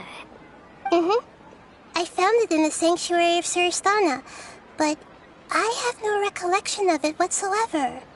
It's filled with pure elemental power that is quite similar to mine, but yet it's also a little different. It's very likely that it's connected to my foggy memory, but I can't figure out what it is.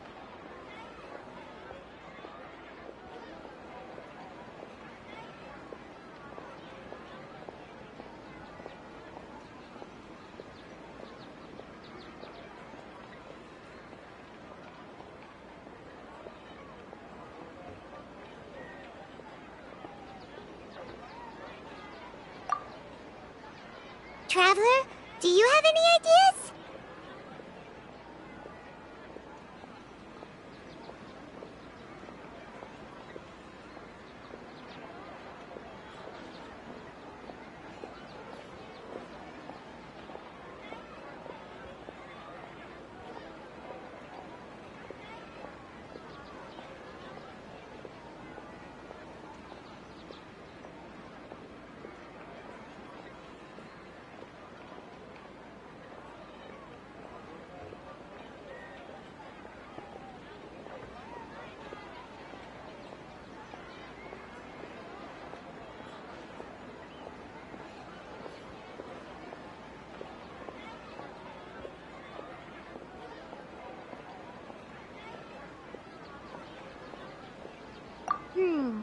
You know, Nahida, we just happen to be going on an adventure right now. If we find anything, we'll be sure to let you know right away. Thanks, you two. I didn't mean to trouble you again. Don't mention it. Besides, it seems you've got a lot on your mind, and we'd like to help.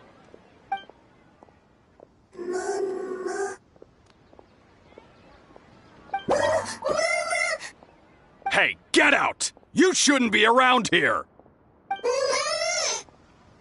I'm sorry, Lesser Lord Kusanali.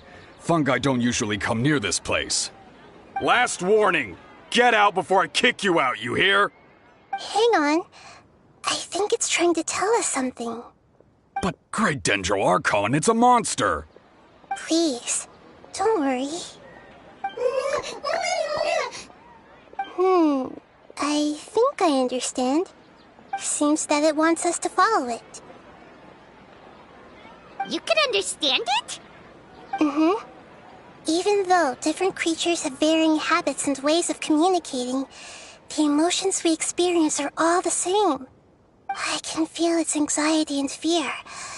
It's in dire need of our help. Well, fungi are kinda cute, but...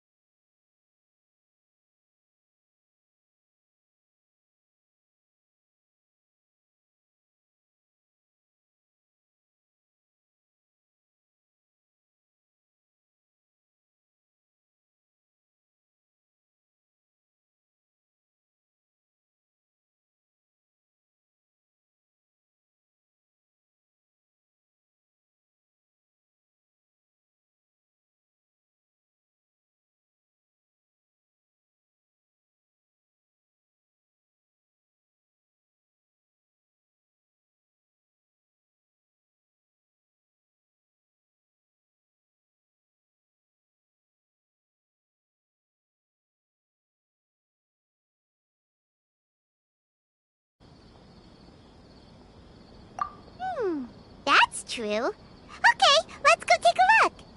All right, lead the way, little fungus.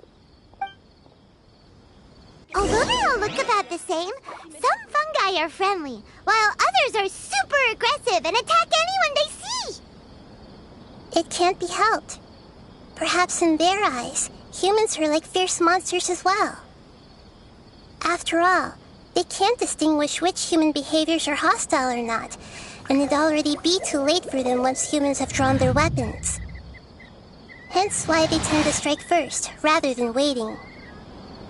That's not too different from how humans think sometimes. That's what I meant by shared emotions.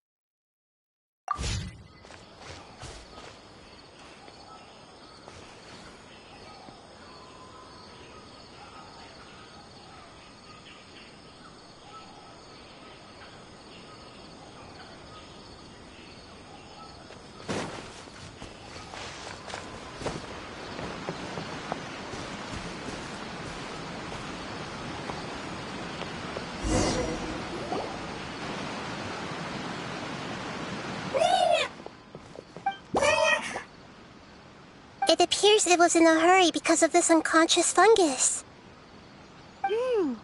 Seems like they might be family. So maybe this fungus wanted to bring Nahida here to help its family member. Probably. Although fungi are simple creatures, they're very sensitive to elemental power. Maybe it noticed me on my way back and thought I'd be able to help. I'll take a look. I should be able to help if it's just a common illness. What is it, Nahida? Strange. Very strange. This fungus didn't develop from a spore. It's an elemental life form. Huh? An elemental life form? Yes. Although the fungi you normally see are capable of using elemental powers, they're merely borrowing elemental power from nature around them. As for this fungus, it has elemental power flowing through it. Definitely not anything like your typical fungus.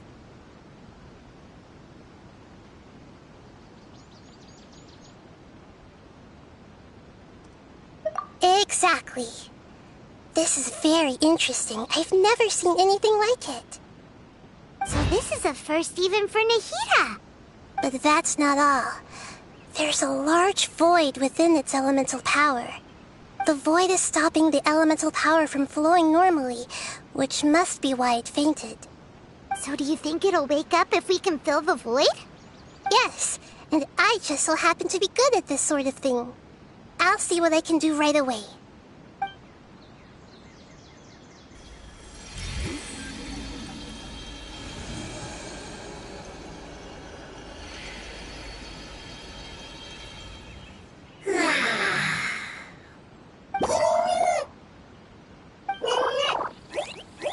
My power was compatible.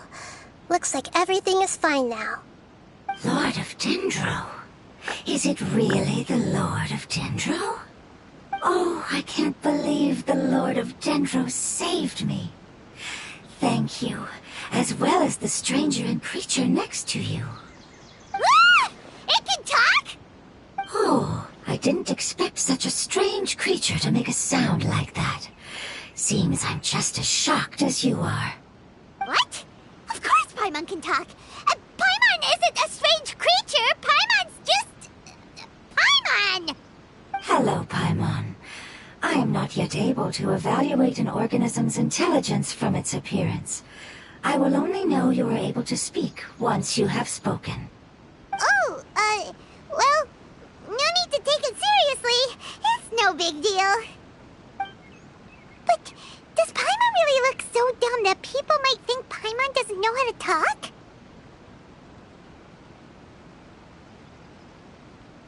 You misunderstand, Paimon. A mouth is used for eating, breathing, and other functions that are more important than speaking. So a creature may not speak even if it has a mouth. I've never seen a creature like you before, so I dared not make the assumption that you could speak.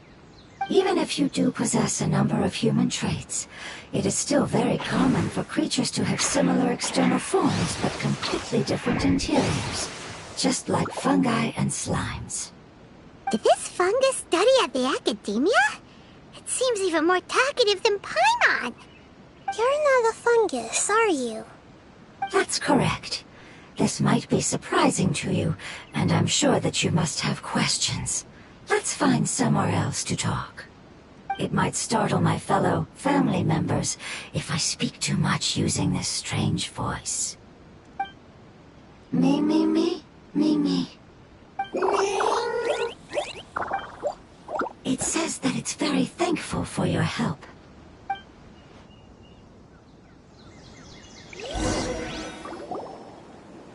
I was confident that I knew of all the creatures in Teyvat. Even if there are ones I've never seen with my own eyes, I thought I possessed all the relevant knowledge about them.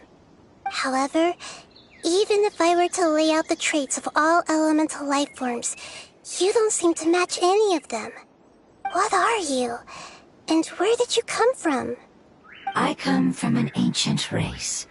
We have existed for a very long time, possibly longer than any records in existence. My home was filled with flowing water and great mountains. Lush grass covered the land, and my family and I lived in bliss and happiness. Until the apocalypse came and changed my home forever.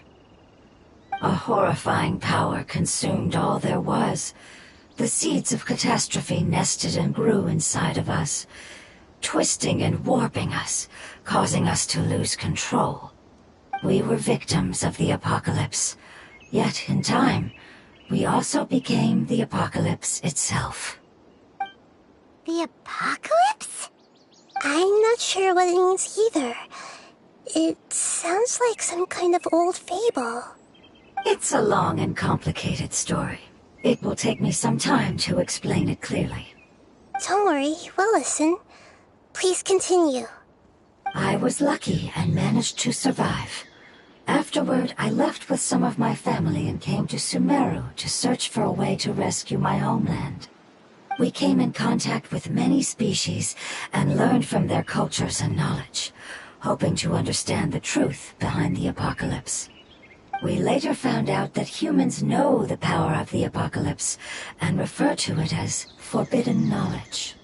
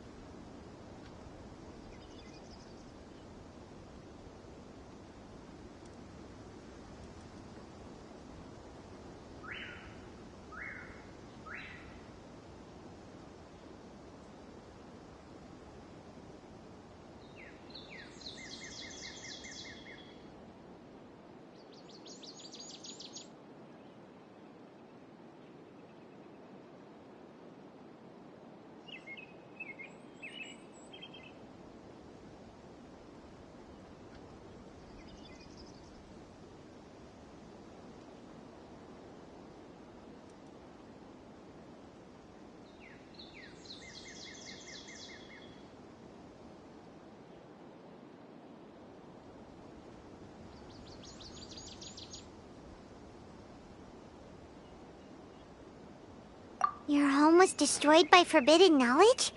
Does that mean you're from the desert? It said that they are looking for a way to save their homeland, but the catastrophe of the desert should have ended a long time ago. The Lord of Dendro is correct. We are not from the desert. I would very much like to tell you the location of my homeland, but unfortunately, I've forgotten. That may sound a little odd, as it is very important to both me and my family. Yes, how could you forget? I am a life form that was contaminated by the apocalypse. A part of my knowledge and memory was taken away as the contamination inside of me was purged. Ah, I get it now. So the void of elemental power was left behind from when the forbidden knowledge was purged. I'm sorry. I hadn't considered that kind of possibility. That's okay. Lord of Dendro, there is no need to apologize. Without your help, I would have lost more than just my knowledge and memory. And not only did you save me, but you've also already rid the world of the remaining forbidden knowledge, right? That's right. The forbidden knowledge is no more, and your homeland should be safe now. My home should be safe now. We can go home. For the longest time, this moment has only seemed like a dream. I never knew it would become a reality so quickly. I was unable to fulfill our calling. I never found a way to save my homeland, and I have even forgotten where it is. It's not your fault. You've already done everything you can. Every species paid a grave price in the fight against forbidden knowledge. This is not a responsibility you should carry on your own. You mentioned that there were other survivors besides yourself. Where are they? Maybe they'll remember. The apocalypse put us through immense pain. Many of my family members have already met their end. I'm not sure who else is still alive. Don't worry, I should be able to find them. Just leave it to me. I'll leave the rainforest to the Aranara. And as for the city, there are a few nice kids that should be willing to help. Oh yeah, they'll give us a hand. Give me a moment. I'll contact them right now.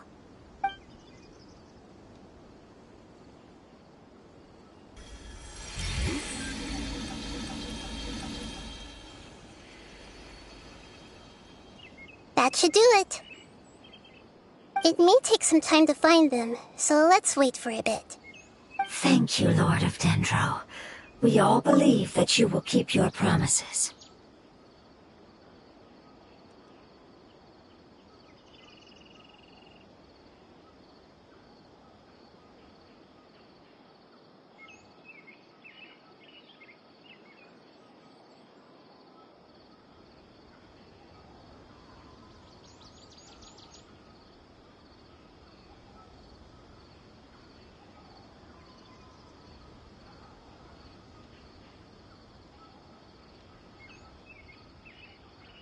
The moment I saw you when I awoke, I had a feeling you were here because of the agreement.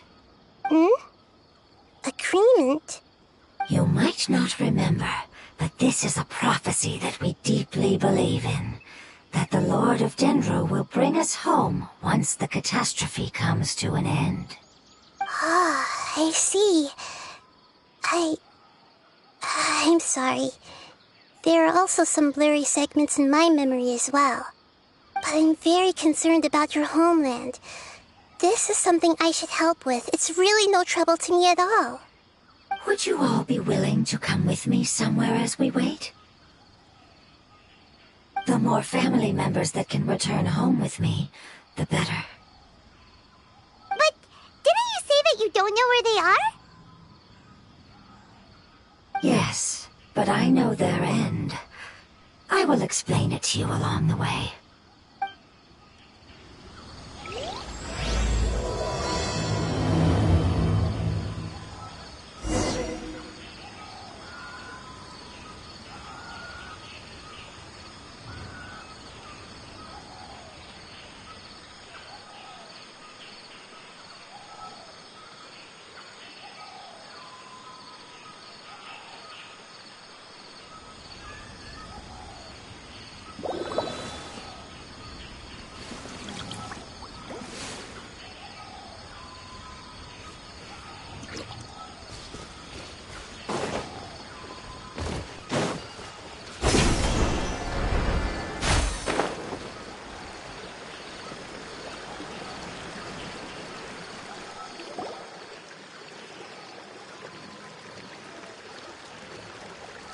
There's something that I'm very concerned about.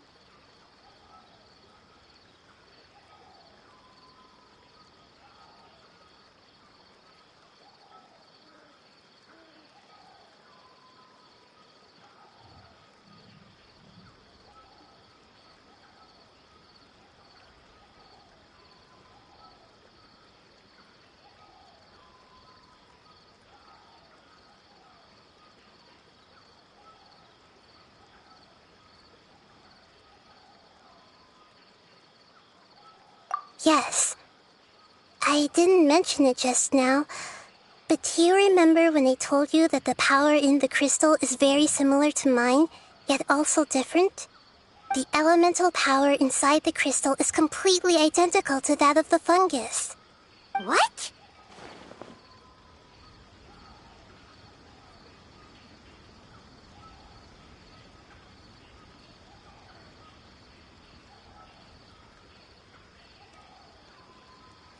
Exactly.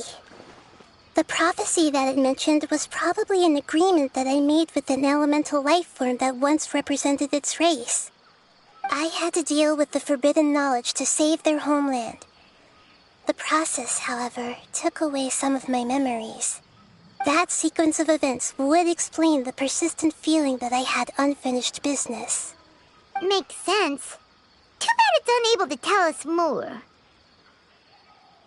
Yeah, I've been trying to think of a place that fits the description of its homeland, but I'm unable to come up with anything.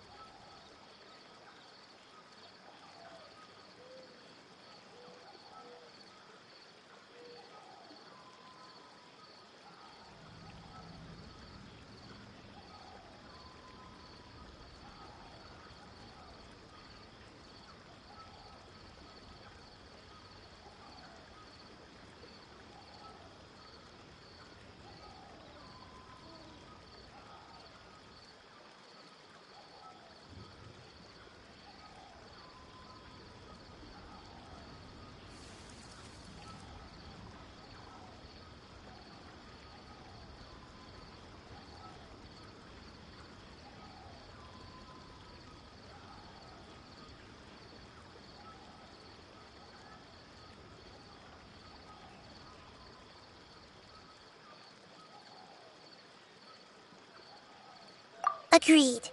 I really want to send them home, so they won't have to wander around anymore.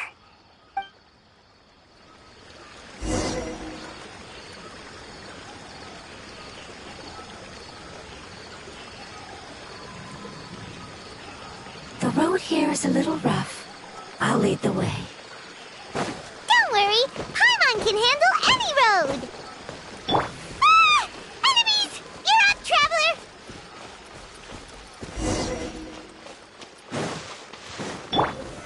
Solidify! By royal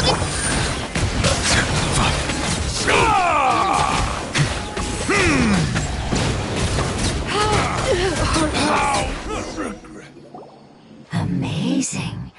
With such skills, you all would have definitely been able to find a way to survive the apocalypse. Hey! Paimon has been meaning to ask. You all didn't originally look like this, did you? No, we didn't.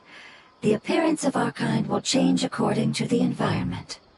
After communicating with various living organisms in Sumeru, we discovered that fungi are the life form most adapted to live in these lands. Thus, we gradually took the form of fungi and became a part of their group. It's hard to believe that's even possible. The most important instinct any life form possesses is adapting to the environment. I don't think that should surprise you, Paimon. Your hand is shaped like that for a reason. so you are able to grip and use tools more easily. The reason why fungi absorb elemental power is to blend with the environment and fend off natural predators. We are dendro life forms, one of the most ancient life forms in this land. That is why we are so adaptable. So you mean, if Paimon wanted to, Paimon could change into a different form as well? Not as freely, I'm afraid. You would require a long time to make that happen. Although this is common sense to us, it is still extremely difficult to explain. Putting it as simply as possible, changing form requires energy, and energy comes with time. You cannot make a sprout grow into a giant tree instantly, nor can you force a tree to bear fruit overnight. I see. Humans have a term for this. It's called growth. Ah, you're so smart, Nahida! Paimon gets it now!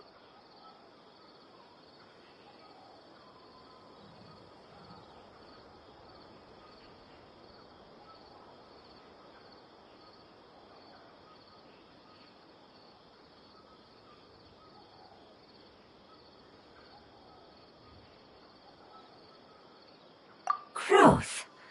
I see. Yes, then this is what you would call growth. A most beautiful word. I shall enjoy it more as we walk.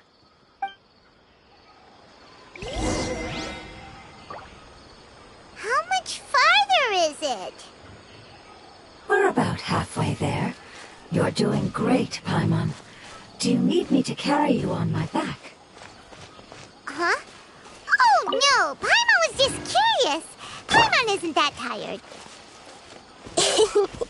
You seem to enjoy taking care of others. You think so? Does the Lord of Dendro need to be carried? That would be awkward, wouldn't it? Why don't you fly up and sit on top of my head? We can figure out who will carry who later! We have monsters here! Settle down! I think we may have a different understanding of carrying someone. No matter whether it's tired or not, my child is always happy when I put it on my back and give it a ride. Child? You mean the fungi we ran into earlier? Yes, one was my friend, and the other was my child. Why can't your kid speak? Because it's just a fungus. I don't want my presence to change or affect the original state of the fungi species here. However, it is slightly different from an ordinary fungus. It seems to understand some human language, so I gave it a name. Oh, then it must be a really cute name. You know, like Bongo Head. You have an odd taste for names. Huh? Paimon thinks that name is great! Strange and cute at the same time. It's a name only Paimon would be able to come up with. That's right! The name I came up with was not as creative as Paimon's. I learned it from an adventurer. Its name is... I'm sorry, but I've forgotten. Seems like I've forgotten many important things.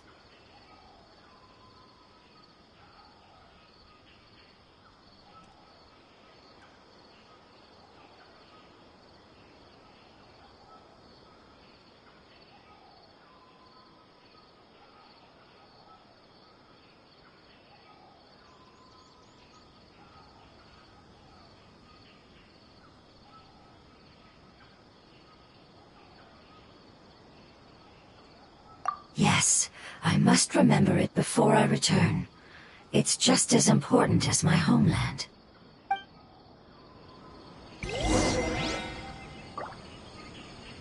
Yes, this way. We're almost there.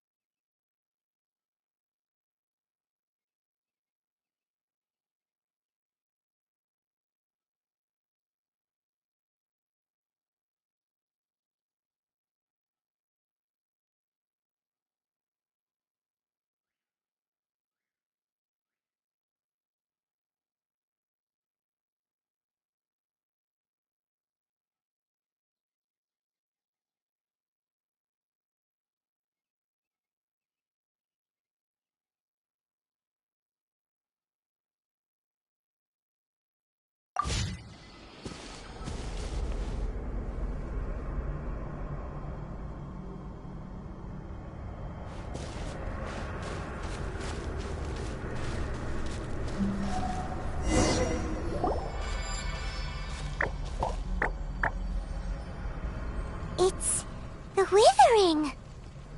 Yes, I have heard humans also call it that before. It's the last form we take when we are at the end of our life. Paimon doesn't understand. It's trying to say that when they've suffered enough and reached the end of their life, they become a tumor of the Withering. Yes, I would have also suffered the same fate if it wasn't for the Lord of Dendro's help. So, this is how the Withering is formed? Previous research has revealed that forbidden knowledge is the root cause of the Withering. But even if forbidden knowledge has been completely removed, its influence still remains, which is why the Withering remains even after forbidden knowledge has disappeared. They've been tormented by forbidden knowledge for a long time. It's understandable that they will eventually become the Withering. But what a sad and pitiful end. When I left my homeland, flowers like these filled the fields. Each bloom represented an individual life. They grew in the pristine lakes, in the fertile soil, in my home, and in the homes of my friends. They grew everywhere, until the world suddenly lost all its color and became tainted and murky. But it's all right. Our life essence, elemental power, still resides in this flower.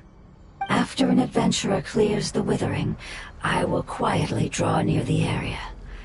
If I can sense the elemental power of my companions, then I take them with me.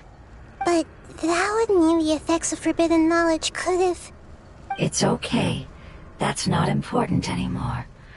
I just hope that they can all make it back home. It's not right to leave them to simply perish in the open like this. Now that we finally have the chance to return home, each one I manage to bring back will make me that much happier. I understand. Just leave it to us. So you're worried about me? It's fine. Forbidden knowledge doesn't exist anymore. It's natural to want to be overcautious when dealing with a highly venomous snake, but when all that's left is its skeleton, there's nothing to worry about. Paimon doesn't get what you two are talking about, but we're all ready to go now, right? Then let's do this! We've dealt with the Withering countless times already!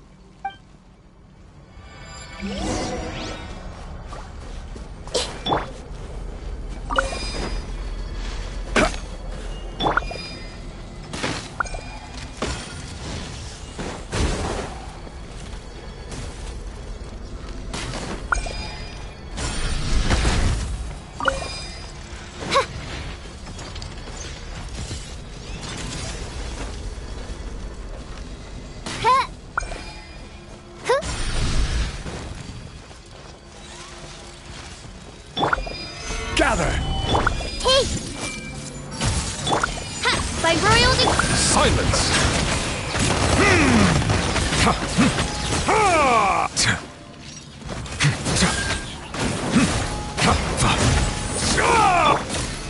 Solidify!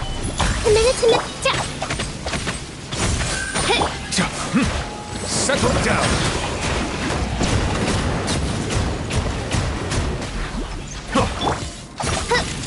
Oz, reveal by... Bro.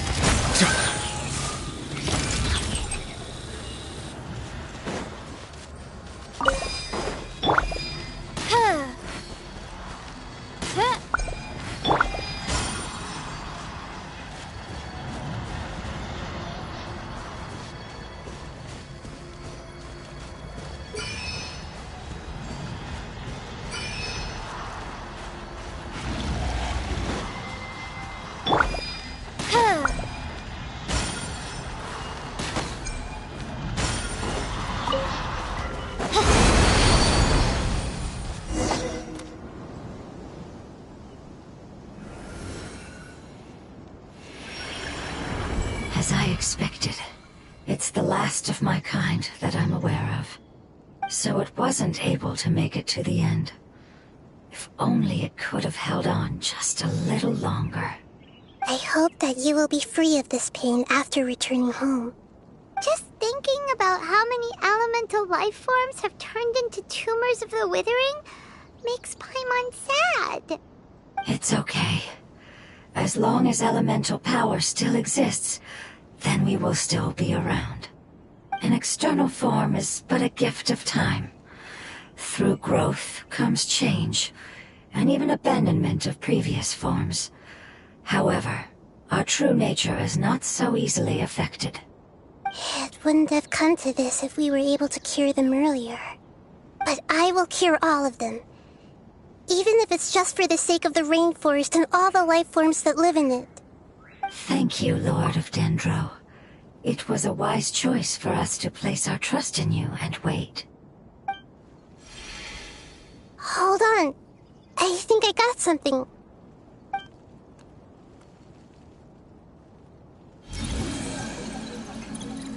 Oh, I see. Okay, I understand. Thank you so much. So, they found a fungus that matches the description I gave them. It's currently unconscious. It must be in a similar situation as I was. We should hurry and go take a look. Okay, follow me.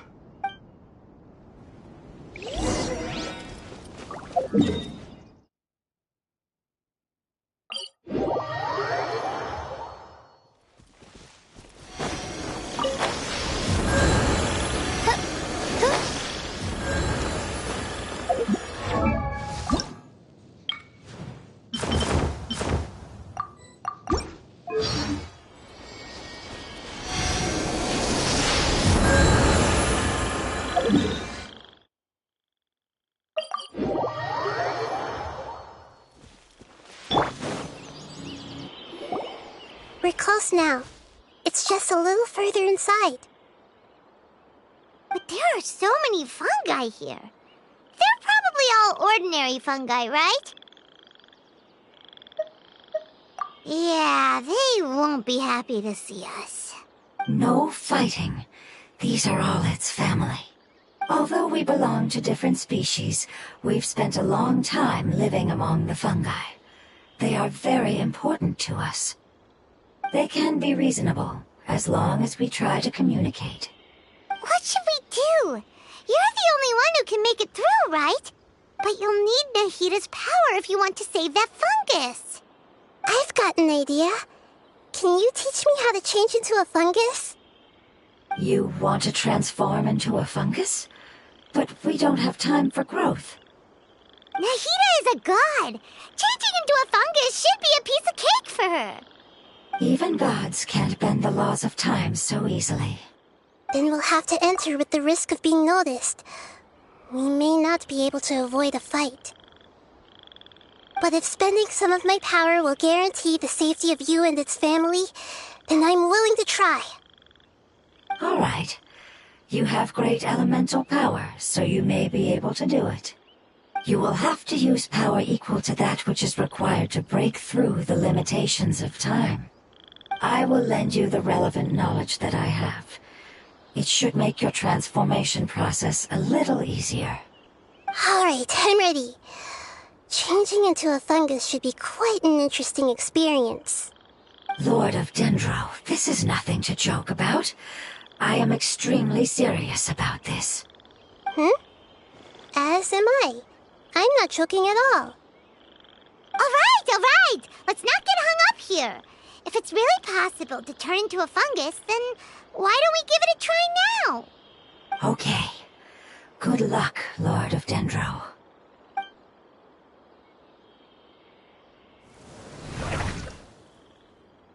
Wow! You really turned into a fungus! It's actually not too bad. My perspective in this form isn't much different from usual.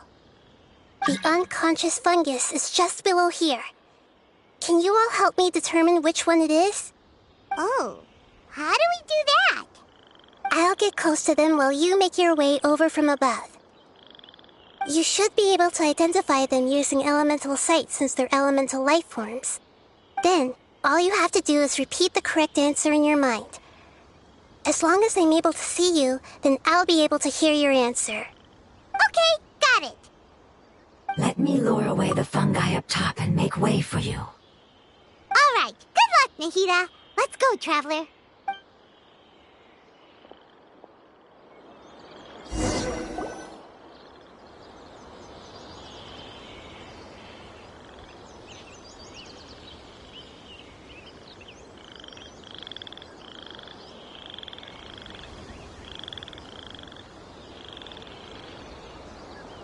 There's a fungus on patrol in the center there. It looks pretty vigilant, so I'd better go around it.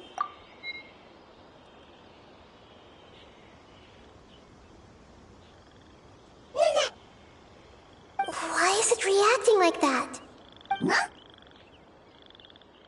Uh-oh, the fungus on patrol noticed me.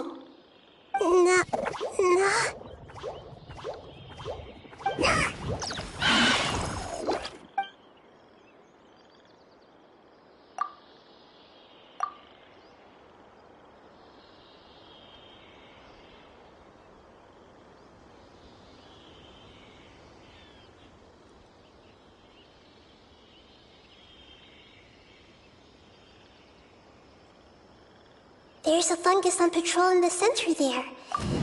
It looks pretty vigilant, so I'd better go around it.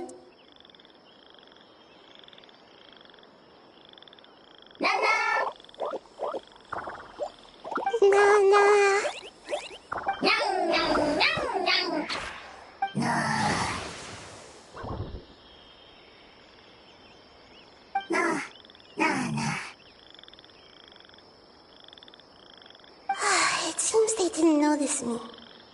It seems that fungus won't be moving for the moment. I should hurry and make my way through.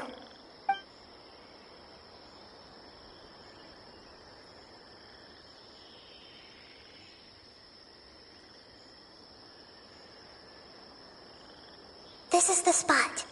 There are several fungi here. I'll hide and wait for the traveler to catch up.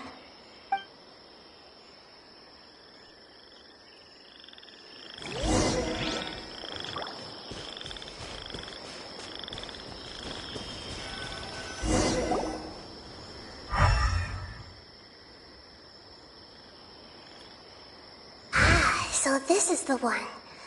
Understood.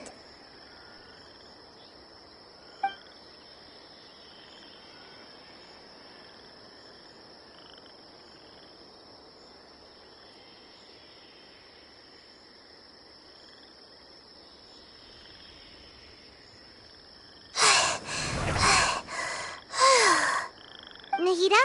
What's wrong? I never knew that it was so tiring to change forms like that. I even used the techniques that it taught me. Seems like its warnings were not unfounded. The power of time accumulates slowly and goes unnoticed. A great price is to be paid if you wish to perform drastic changes instantly. Thank you for everything you've done. All seems to have gone according to plan. Now, we simply wait for it to wake up.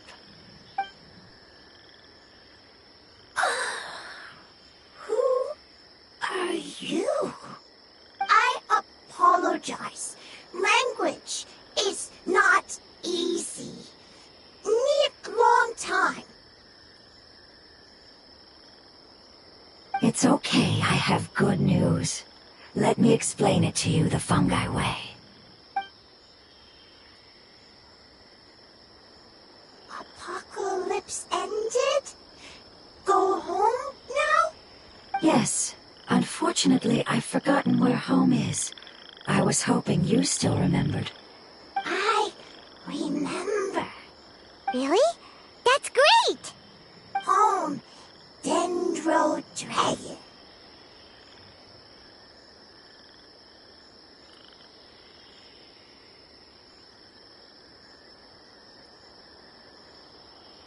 Dendro Dragon. Ah, yes! The Dendro Dragon! I'm sorry, I just got so excited. I've probably never expressed such emotions before. But yes, our home is the Dendro Dragon. Oh, wait a minute. Paimon's confused. Do you mean the Dendro Dragon as in an elemental dragon? Like Dvalin? Yes, they're both dragons, but Apep, the Dendro Dragon, has been around for longer and has accumulated dense elemental power. But I don't quite understand. Why would you say that your homeland is a dragon? Because we live inside the Dendro Dragon. The Dendro Dragon. Inside. Very big. Mountains, water, trees. Us. There is an entire world inside the Dendro Dragon's body. The Dendro Dragon nurtured the earliest life forms and protected us inside of itself.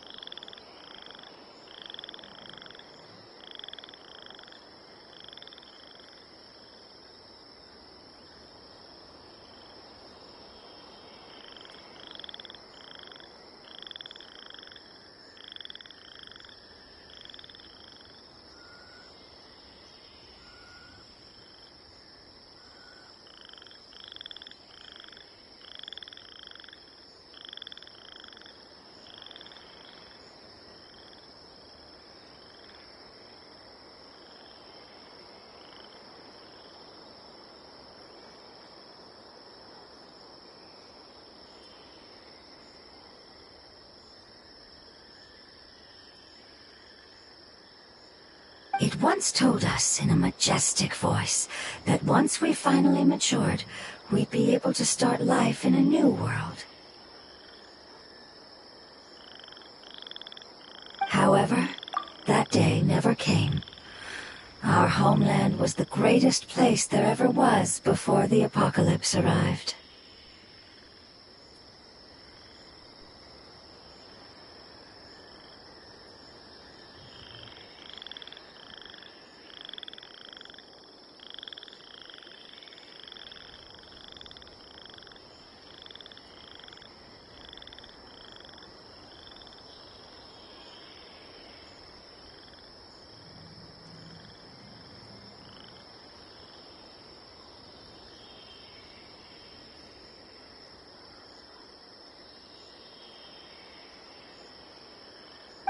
I'm still confused.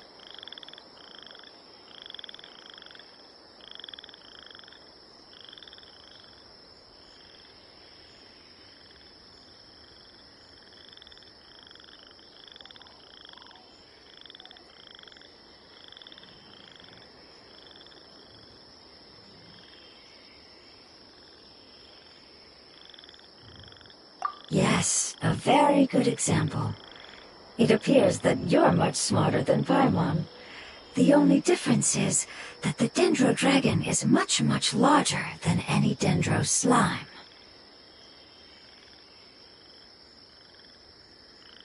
Wait, then if that's the case, doesn't that imply that Apep has also been contaminated by forbidden knowledge? Yes, that is correct. What has suddenly made you look so worried, Lord of Dendro? I haven't seen this expression on you before. Apep is the most adaptable life form in the world. The forbidden knowledge should have become a part of its body a long time ago.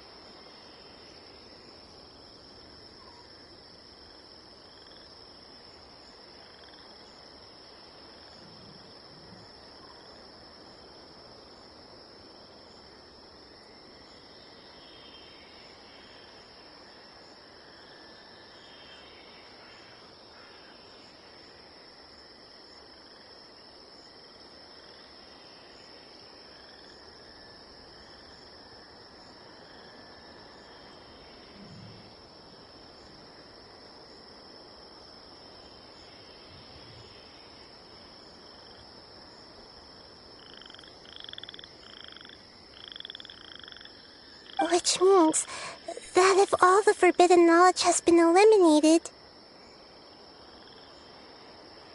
And a big void will also form inside the dragon! I'm afraid so. Its body and soul have probably been in terrible shape for some time now.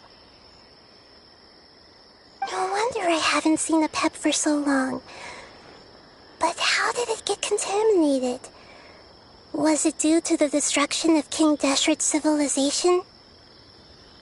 But anyway, a pep disappeared and has been gone ever since that time.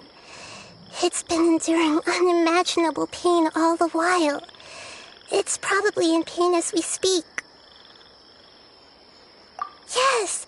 How could I have forgotten? If the Dendro Dragon fails to hang on, the elemental power inside it will no longer be able to maintain its form and will all be dispersed. Dendro elemental power of that concentration will cause the rainforest to overgrow. Giant trees will completely block out the sun. Plants and humans will fight over oxygen. Sumeru will no longer be suitable for sustaining life. Hey, what about the crystal? Why don't you show it to them and see if they know anything about it? Yes, I'm sorry. You're right. We don't have time to panic. Have you two ever seen anything like this before? No. Its power feels very familiar.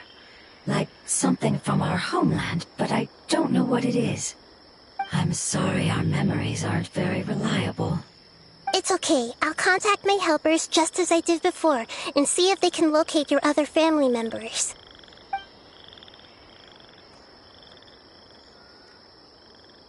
I'm counting on you all. Your info is crucial to us now.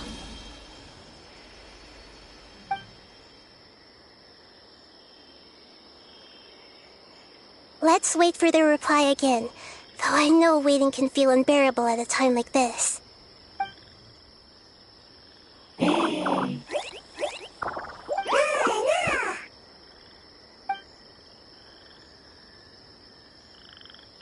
Thank you. Family bringing fruit. I explained to them that you aren't hostile. After seeing you save it, its family is very grateful to you. Go home, leave. Hard decision. Don't know. They are weak. I worry. If waiting, then I hope. Don't worry. I understand what you are trying to say. Family is very important to us, no matter when we were actually family. It has done a lot to protect this territory and can't help but worry now that it's about to leave. Can you do one last thing for it while we wait? Of course. I can relate to how it's feeling. I need to organize my thoughts as well. Thank you. Thank you. Tend soil. Food. Don't like plant invasion. There are two things that it wants you to do. One is to look after the land that the food is grown in, and the other is to drive away the plants that are trying to invade the area. Soil. There. First. Seed. Here. Paimon understood that. No need to translate. We'll take care of it right away.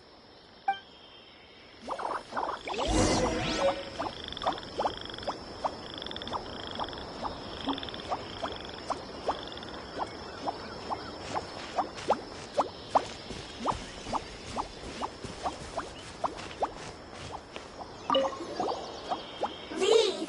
Worried. Want to stay. Preparation almost complete.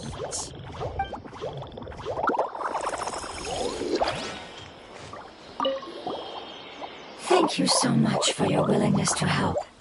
In the meantime, I'd like to tell it the things we experienced on the way here. Sharing knowledge is a habit of ours.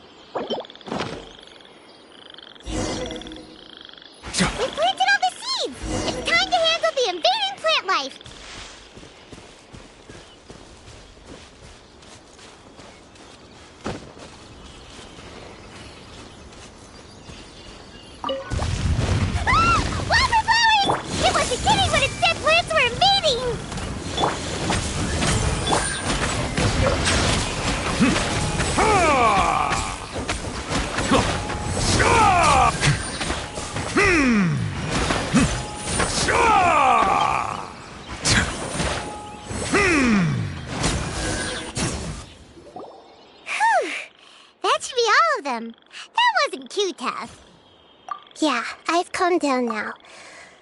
But it doesn't seem like there's too much we can do until we receive some new leads. Can you tell us about the Dendro Dragon? We don't know anything about it. Who is it? And what does it have to do with King Deshret? Well, the history of dragons starts from the very beginning of Teyvat. Sumeru was Apep's territory. In those days, the lush rainforest covered the entire nation. Oh, so there was no desert back then? Not at first. That came when a giant spike fell from the sky, turning a huge section of the rainforest into sand. In an attempt to adapt to its new environment, Apep changed color from the emerald green of the forest to the yellow of the sand. No wonder those two elemental life forms are always talking about the importance of adapting. Apep has always seen itself as the master of Sumeru and has refused to recognize the new order that was established. Even now, it probably still holds great hostility toward the gods. However, powerless against the power in the sky, and then the forbidden knowledge many millennia later, it's been unable to stir up any trouble.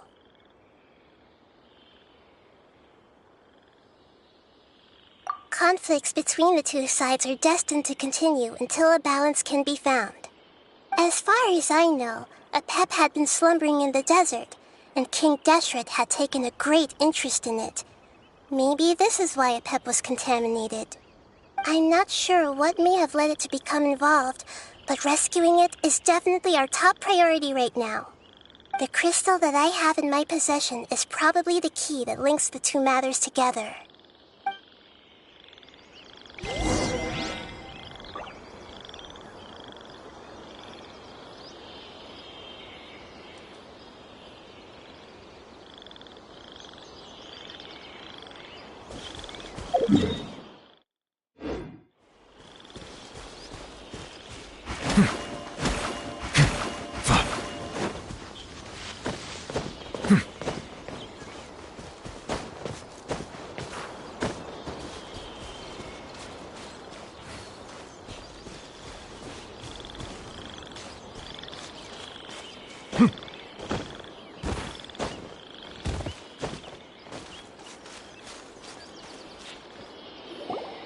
Thank you, Lord of Dendro.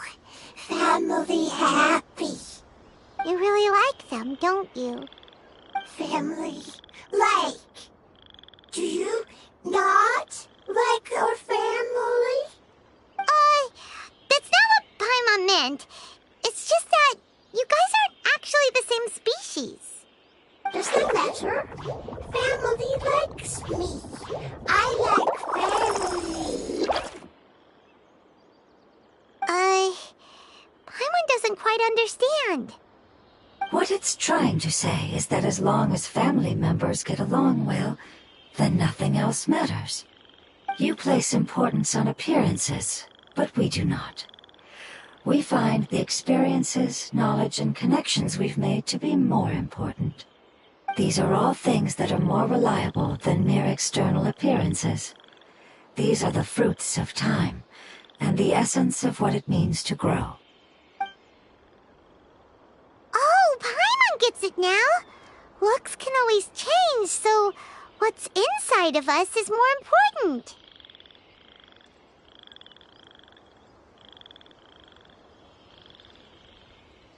It wouldn't matter. Paimon would still be able to recognize you right away.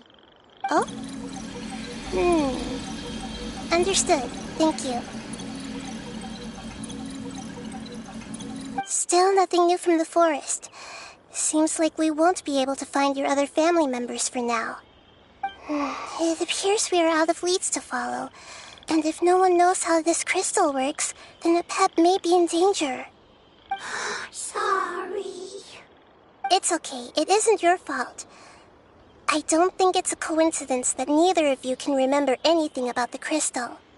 Maybe it's because the crystal has a very close connection to forbidden knowledge, which causes memories of it to be unclear.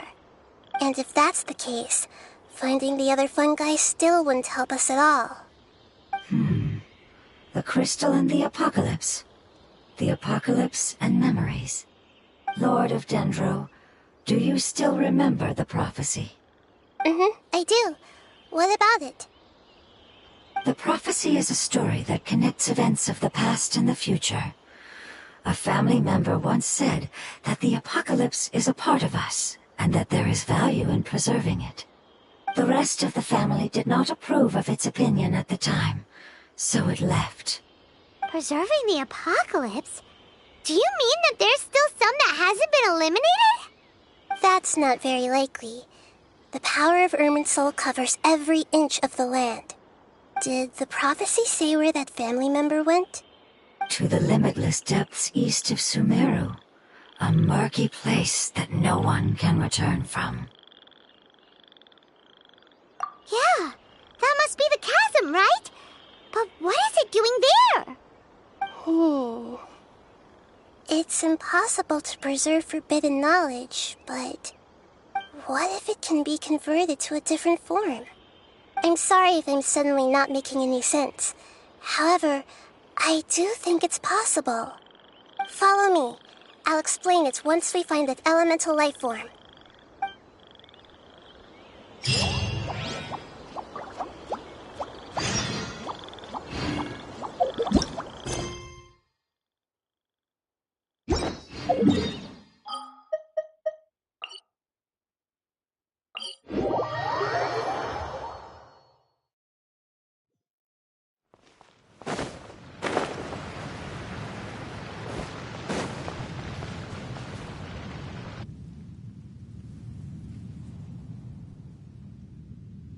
So that elemental life form came all the way here on its own and spent a long time by itself?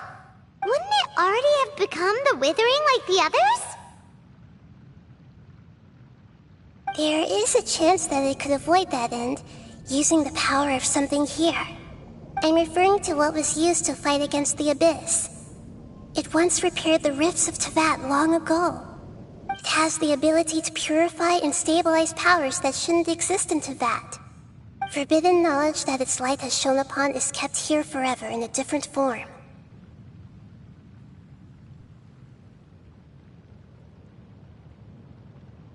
Yep, it's just like soap bubbles that rise to the water surface. Another strange metaphor, but Paimon somehow gets this one. What the Lord of Dendro means is that the apocalypse was altered by the power of the giant spike and hidden within the oozing filth. Yes, and it shouldn't be far from here. Let's go and take a look.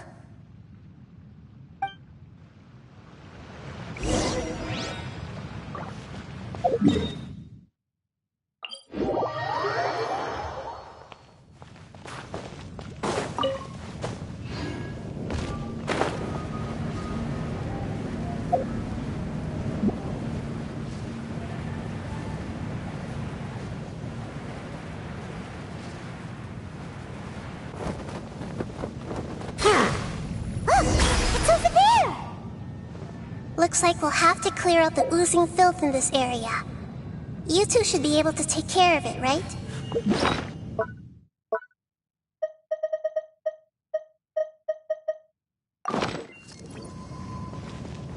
Yep, we know what to do. We'll just use the lumen stone on the oozing concretion.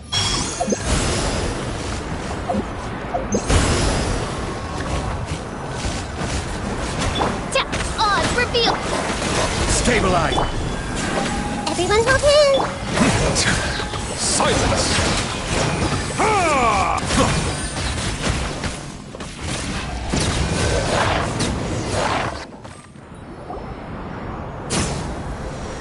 Oh, we finally managed to rescue it. It should be the life form from the prophecy.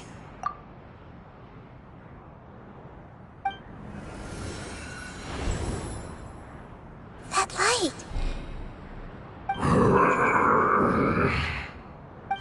Wait. Something dark is coming out. Something's not right! What's going on? Didn't Nahida say it was purified? Maybe it's because such a long amount of time has passed. Although the power of the oozing filth is more stable than that of the apocalypse, it is still a form of dangerous power. It might have lost its mind after being soaked in it for such a long time. Oh no! But we still have tons of questions we need to ask! I should be able to purge it with my elemental power.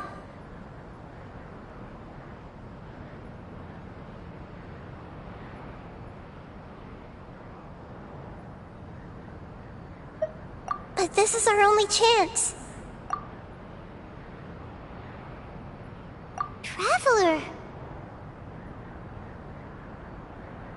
It's okay. I trust your judgment. I was being a little hasty myself. Let's see if we can think of another way. Oh, yeah! You said that the elemental power in the crystal was identical to theirs! You want to use its power, but... The Lord of Dendro seems hesitant. I too would advise caution. It's risky to use its power without fully understanding its intended use. Don't understand. This no good, that no good. Save lives, important. Yes, I understand, but this is our only chance to return home. We cannot afford to be careless. It's okay, there's no need to argue. I'll think of something to do about the elemental power that will be used. How about this? Traveler, you could try using it. I understand that you have an amazing resistance to forbidden knowledge.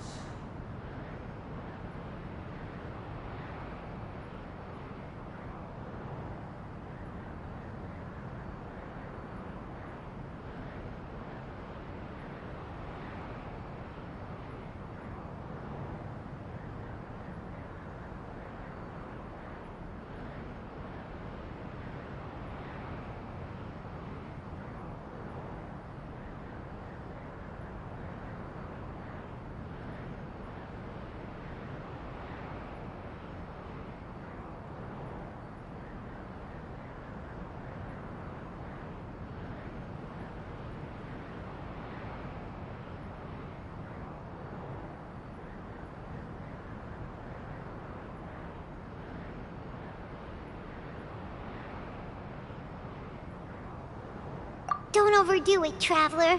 Paimon will be worried.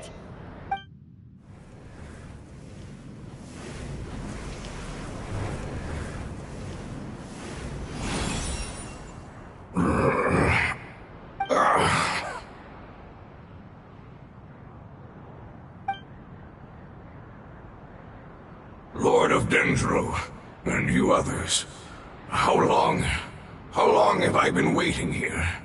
Yay! Looks like it worked! Lord of Dendro, here in person. Does that mean the apocalypse has come to an end? Wait, did you get smaller again? I'm sorry, that portion of my memory is highly unreliable at the moment. I can't seem to remember who you are. That sounds about right. After all, the purpose of my existence is precisely for those unreliable memories you speak of. You once said that the apocalypse will be completely eradicated, and that relevant memories will become unstable. Even you couldn't promise that you'd remember our agreement after those events take place. However, you are definitely someone who stays true to your word. My sacrifice is nothing compared to your resolve. You and I made the agreement? Yes, you used your power to protect me. That is the reason why I was able to survive here. To be honest, I'm nearing my end. I had thought I'd be stronger than this. No one can withstand the power of the apocalypse. In order to preserve a somewhat stable memory, I had to change the power of the apocalypse into a different form. Only the giant spike that fell from the sky was capable of doing something like that. But the moment I chose to go through with it is the moment I lost my chance of being rescued by the Lord of Dendro. But enough about me. Lord of Dendro, let's get to the important matter at hand. As you can see, I won't last much longer. I understand, and I'm sorry, but... Can you please tell me what this is? This is a fire seed. It's an essential item for saving the Dendro Dragon. Thankfully, it appears to be in good condition. The Lord of Dendro and our people created this item together. It mimics how the Dendro Dragon's Heart of Oasis operates. The Dendro Dragon has been tormented by the apocalypse for far too long. It too is nearing the end of its power. However, if you are able to reactivate its Heart of Oasis using the Fire Seed, then the Dendro Dragon will begin to recover. And as a result, our homeland will return to the way it once was. Oh, so the Heart of Oasis is a Pep's source of power. No wonder the crystal was able to heal this fungus just now. That's what it's used for. What? You used the Fire Seed to save me? Mm-hmm. Why? What's wrong? That's... never mind. It's not your fault. You didn't know. The Fire Seed contains a high concentration of elemental power inside of it. It's very powerful, yet fragile at the same time. It is not stable in its current form. To prevent any accidents, please don't use it again. Since I am its creator, I will take responsibility for it. I assure you there's no need to worry. Alright. Aside from being able to heal the Dendro Dragon, the Fire Seed can also resonate with the Heart of Oasis. In other words, you'll be able to find the Dendro Dragon by following the guidance of the Fire Seed. But you should hurry. There is little time to waste. What about you? Forget about me. You should hurry home now. Everyone is returning home, including you. As I told you, I've already lost my chance to be saved by the Lord of Dendro. Lord of Dendro, I thank you for coming to find me, and for being willing to save the Dendro Dragon. Our past has been saved, and our future has been ensured. It's enough for me, just knowing that they will return home. Hey, wait! It turned into oozing filth. Can you use the Lumen Stone once more? I can still feel its elemental power. Please, of all of us, it deserves the chance to return home the most.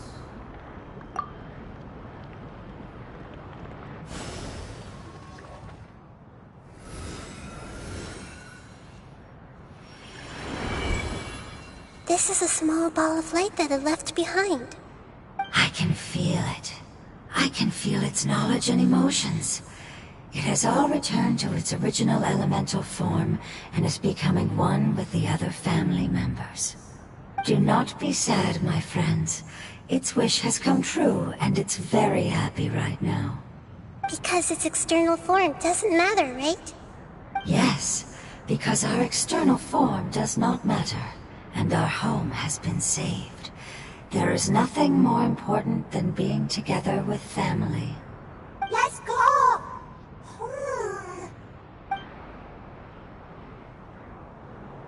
home.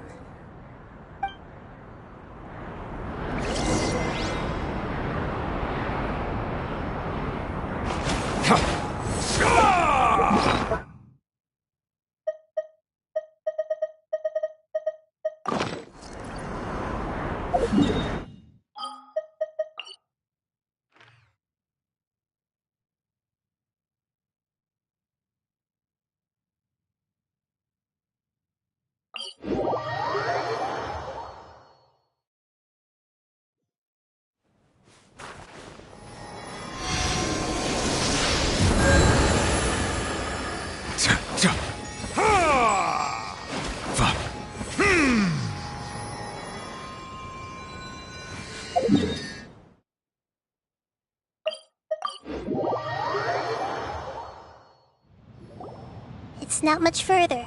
Follow me, we're close now.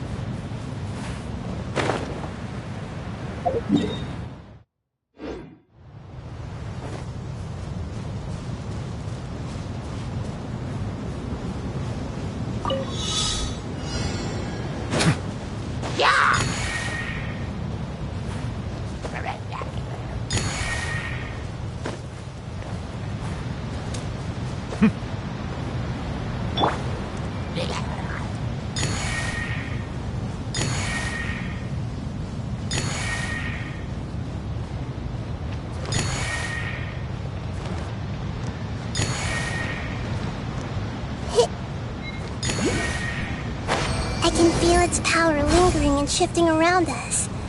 Sometimes it feels distant, but other times it seems close. This is its way of warning us. It has already noticed our presence.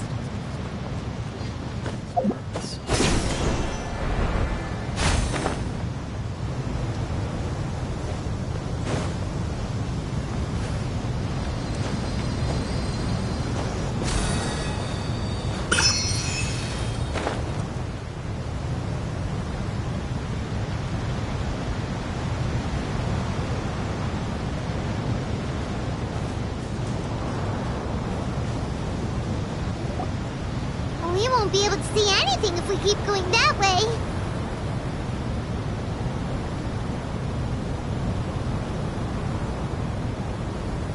Hey, look! Something's over there!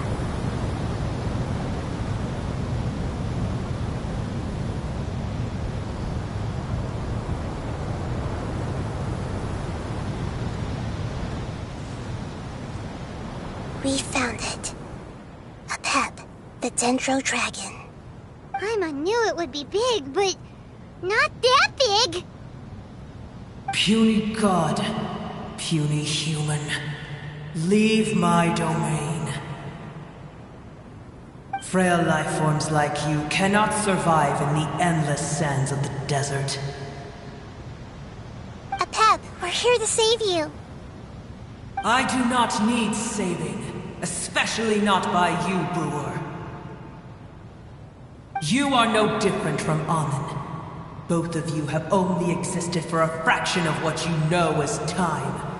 Yet you call yourselves lords of this land by leaning on the heavens' glow. You're better off paying attention to your path ahead, as you will fall where you've fallen before. I know that you hate both gods and humans, but you've grown too weak now. Can't you let go of your hatred? Even for only a moment? Let go. For only a moment.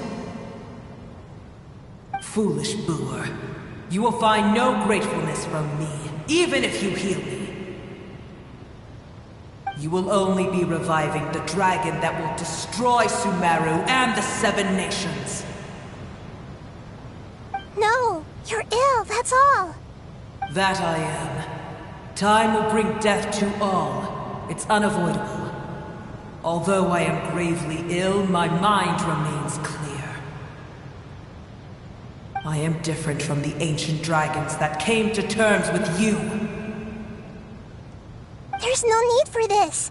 There's no point in fighting. What we need is the truth.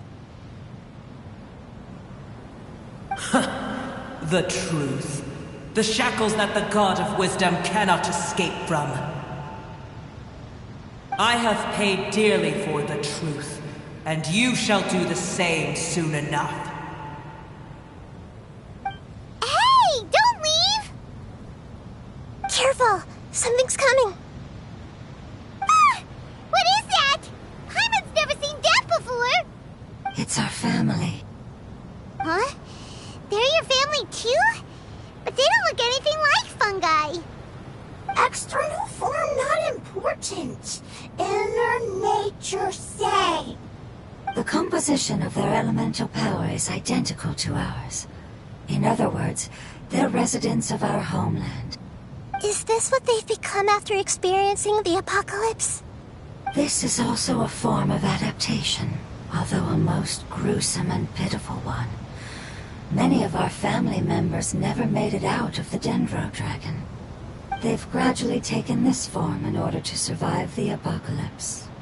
Is there any way to avoid fighting them? Hey! Can you guys talk?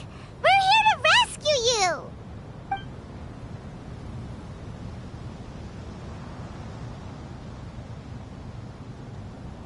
They've given it their all just to survive. They're being drawn by the Fire Seed. Only its power can temporarily free them from their pain. All that remains are the instincts to survive and search for energy needed to do so.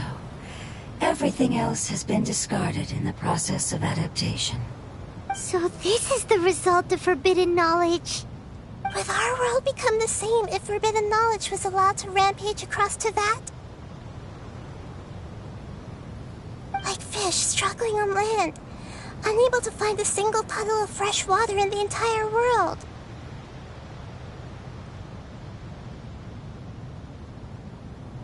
Yes, but please try to be gentle with them. They are not evil in nature. All they want to do is survive.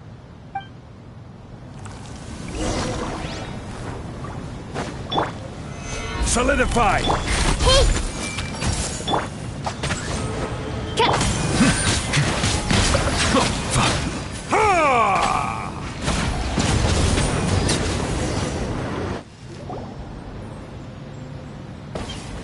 Paimon thinks they used up all their strength. They don't seem aggressive anymore. They want to go home. Yes, it was never their intention to leave the Dendro Dragon. Is there a way to make them revert to their elemental form? Years of torment is what turned them into their current state. Their external form has become their shackles. It seems only the Fire Seed or Apep's Heart of Oasis can save them. But it'll be risky if we use the Fire Seed again. Correct. We cannot use the Fire Seed again. Everyone goes home, not just us. This is becoming quite the dilemma. Let me think for a second. It's fine. Let's use the power of the Fire Seed. I can't bear leaving them in the desert like this. Don't worry, the decision is on me. I'll take responsibility for whatever happens.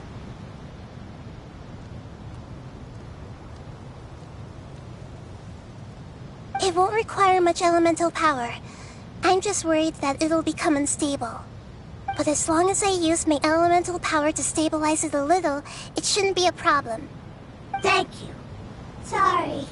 Stubborn. Thank you, Lord of Dendro. Returning home is the most important thing to you. I've come to understand that during our travels. I'm not doing this just to protect you, but also because I hope to use you and your experience and try speaking to Apep again. After all, That giant Dendro dragon is also your family. Maybe it would listen. I will stand with you, Lord of Dendro. I will never forget your kindness. Yes! Thank you. Alright, here it goes. Family. We will all be able to go home soon.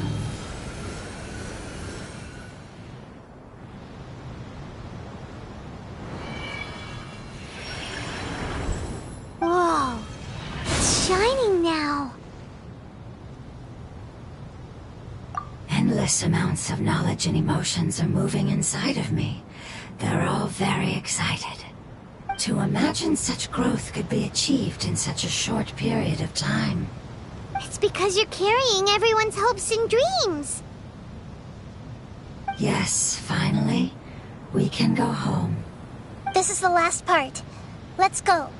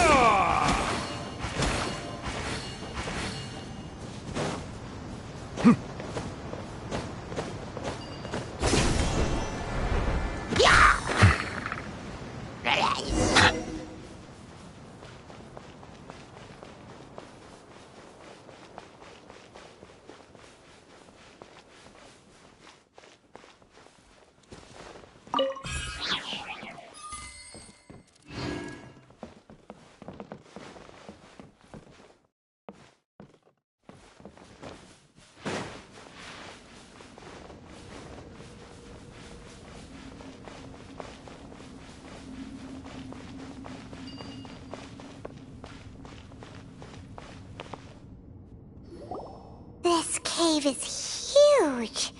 Could this be where the Dendro Dragon lives?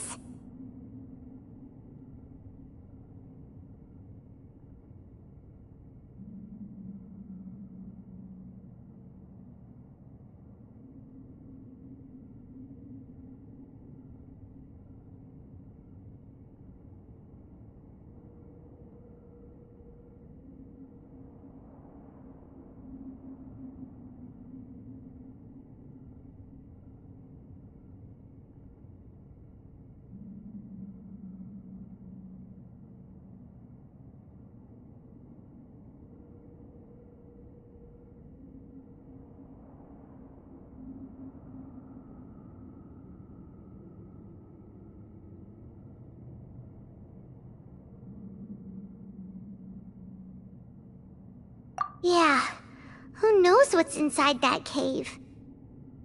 Our goal is not only to find the dragon, but to also enter the world inside of it. That will be impossible if we can't get it to cooperate with us. But how are we gonna do that? It doesn't seem to want to help at all. I'll see what I can do. Apep, I know we don't see eye to eye, and that we have a very different understanding of the world and its orders. However, we are both born of elemental power, and both suffered the torment of forbidden knowledge. We are not that different. And right now, we share a common enemy. We should not let our differences get in the way. Wonder if the Dendro Dragon's even willing to listen. I don't care about what you believe in, who you hate, or what you've done in the name of hatred. Nor do I expect you to be grateful. I'm here to save both you and your people. My people. They've been searching for a way to save you ever since they left their homeland. They yearn for a chance to return home. And now that everything is over, all the hatred that you harbor has lost its meaning. Rather than continuing to fight, you should consider the life you've produced.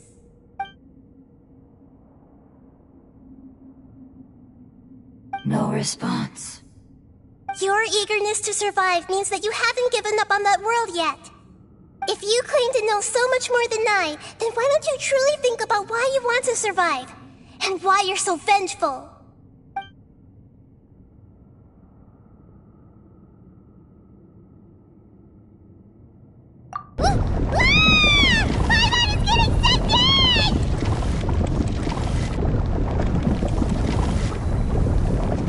Please keep everyone safe.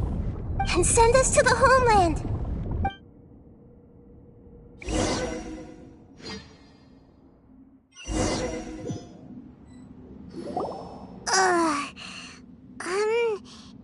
Nahida, where are we? Huh? And what about the Traveler? Where'd he go? I was only able to ensure that we made it here safely. It's possible we arrived at different locations. Well, then let's go have a look up ahead. Paimon's feeling really worried. Yep, let's go. I wouldn't worry too much. The Traveler's no pushover. Paimon knows that. It's just that Paimon isn't used to not having the Traveler around. Let's hurry. He might be just up ahead.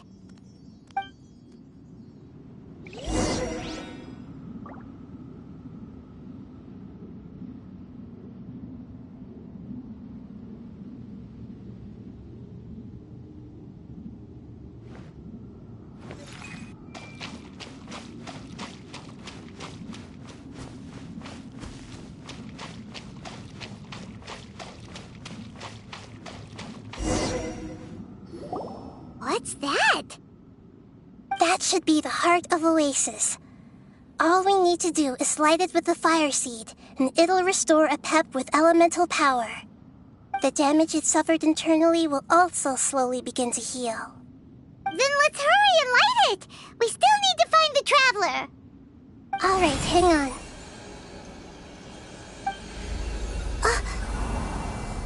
Wait! The fire seed! What happened? It shattered. It was even more unstable than I expected. But why? We barely used it! I'm not sure. Perhaps the fire seed was only capable of protecting one person? But if I didn't use its power on everyone, there's no way of knowing where you could have been sucked into. And even if that's the case, there's no reason for it to simply shatter, unless... Unless what? Unless I was already in a weakened state when I created this fire seed. Which would be when we had first saved the desert. Oh no.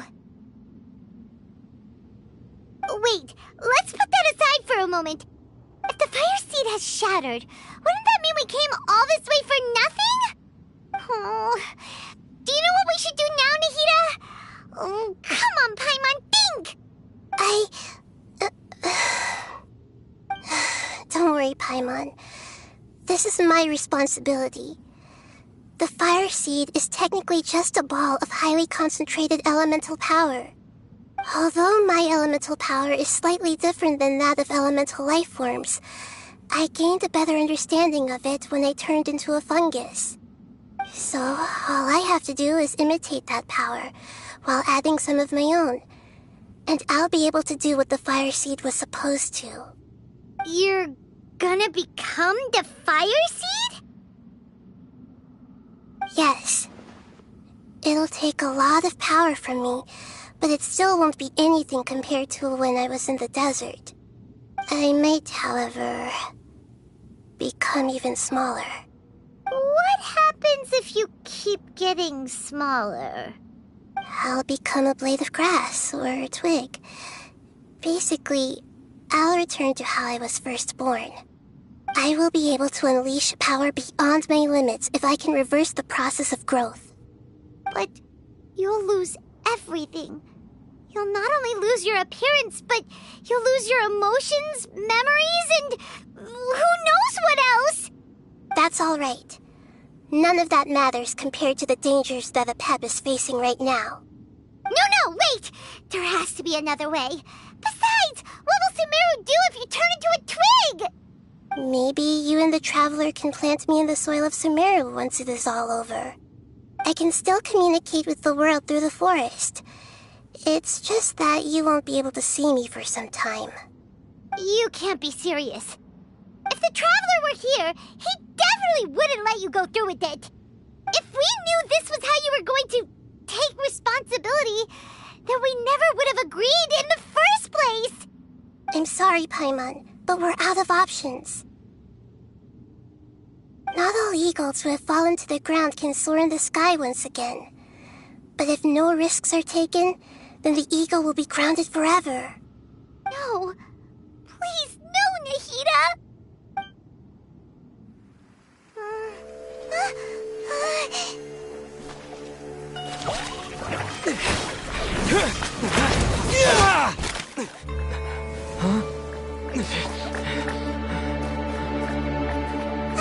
The fire seed shattered, and she's...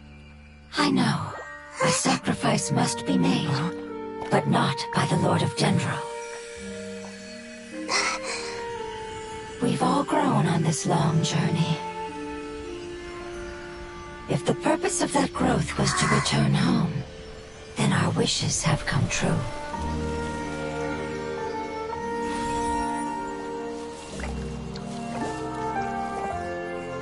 Would you lend us your power?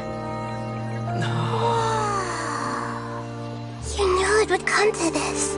All the knowledge, language, and emotions that you have learned will be reverted into pure elemental energy. In your new homeland, nothing of who you were will remain. You won't be remembered by anyone. Is that truly the return you've always dreamed of? Lord of Dendro, don't be sad. This is not your home. We go home. Lord of Dendro should also go home.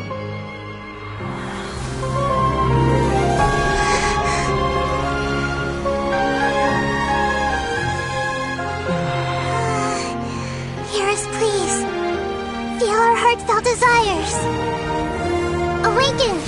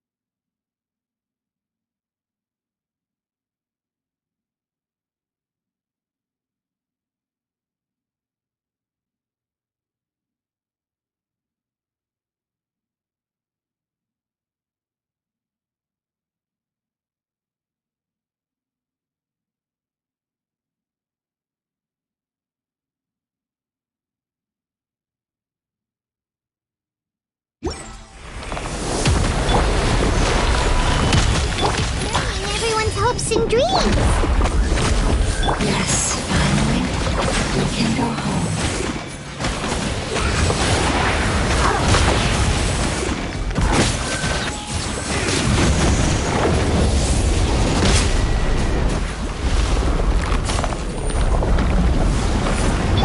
Rise!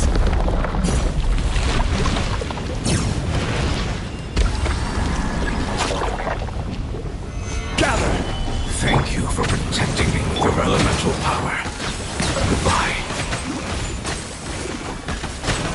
may never meet again.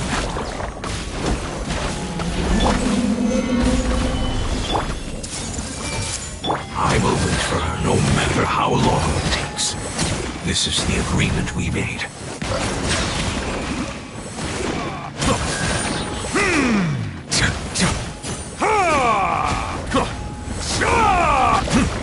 I see everything! By royal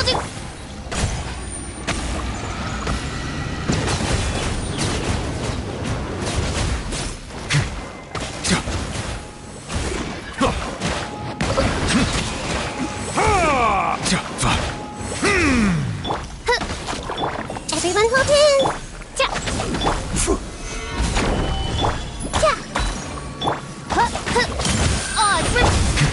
Silence!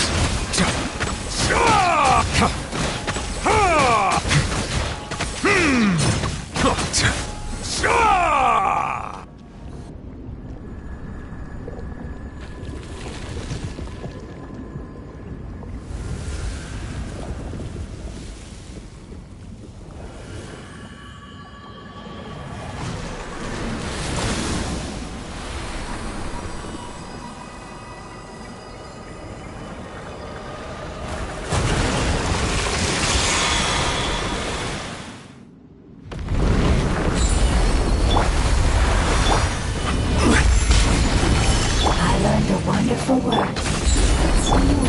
It means light. It will be your name.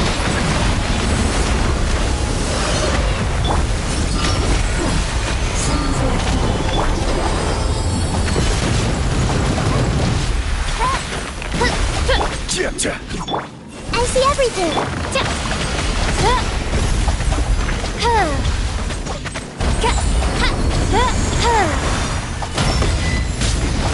By royal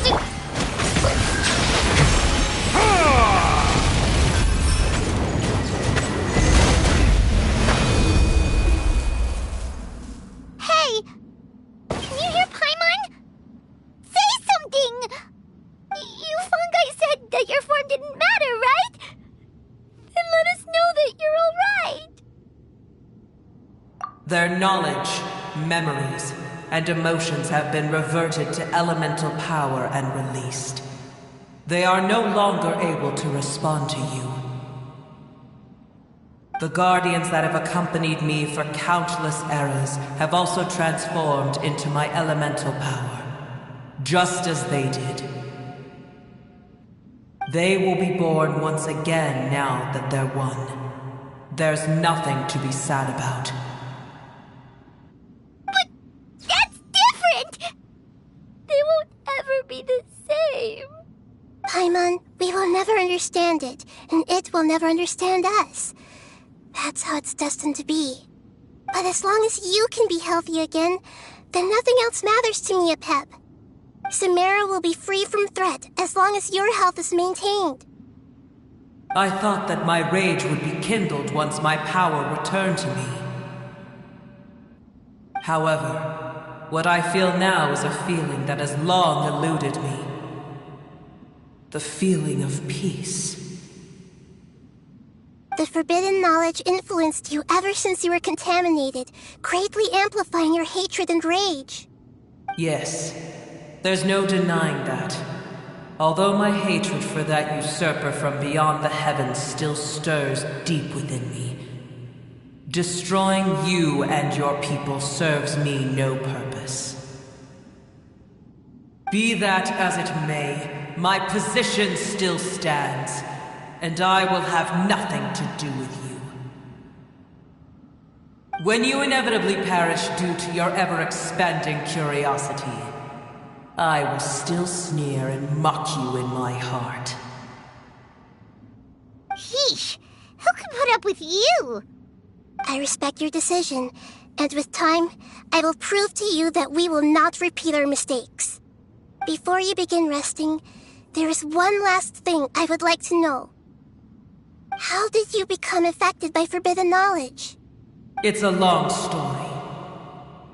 We all once believed in the distant past that only forbidden knowledge could give us enough power to defeat the heavenly principles. The Dragon King acquired the power of darkness from outside of this world, and led us in a fight against the order established by the outsiders. Dragon King? An unimaginable war took place into that, causing destruction on an unprecedented scale. The world itself was on the verge of collapse. In war, the victor would inherit the right to shape the world, while the losers must turn into ash. But I didn't give up on searching for a way to turn the tides, even after the death of the Dragon King. As I attempted to collect more forbidden knowledge from the corners of the world, as it was on the verge of collapse, I was stopped by the giant spike that fell from the sky. Sand dunes arose where there was only forest, and it was as if even Sumeru itself was trying to tell me that the era of the dragons was over. But you still didn't give up, did you? Because of Amun al-Ahmar. Yes. Al-Ahmar eventually obtained this power with the help of Nabu Malikata. His ambitions continued to grow, and he planned to establish a powerful kingdom in my domain.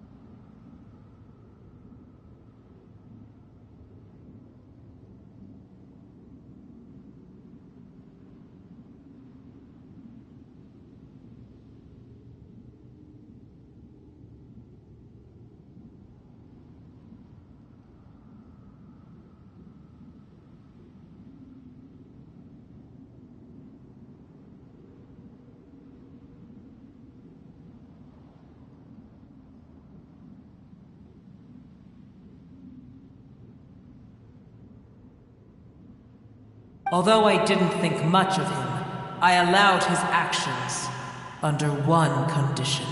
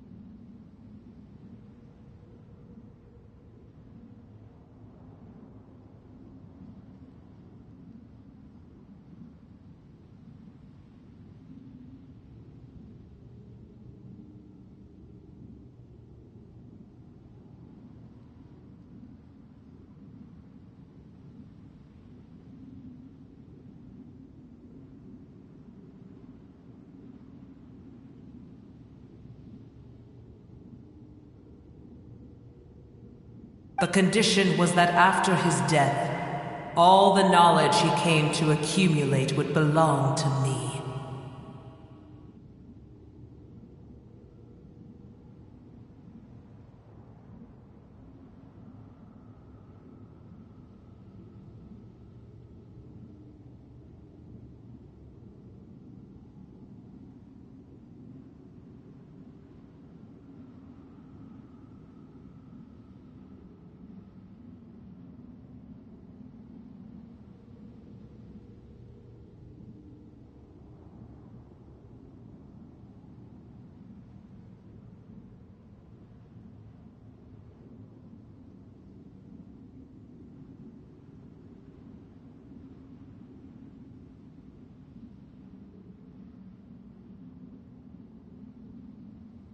At that time, I still harbored deep regrets.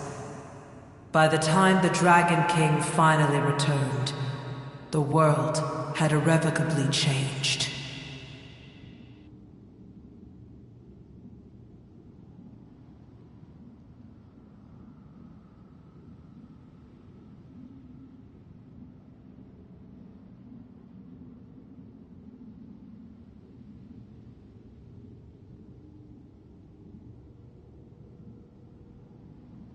Some of the dragons have grown close to your kind, and have forgotten all about our hatred from when the world was taken from us.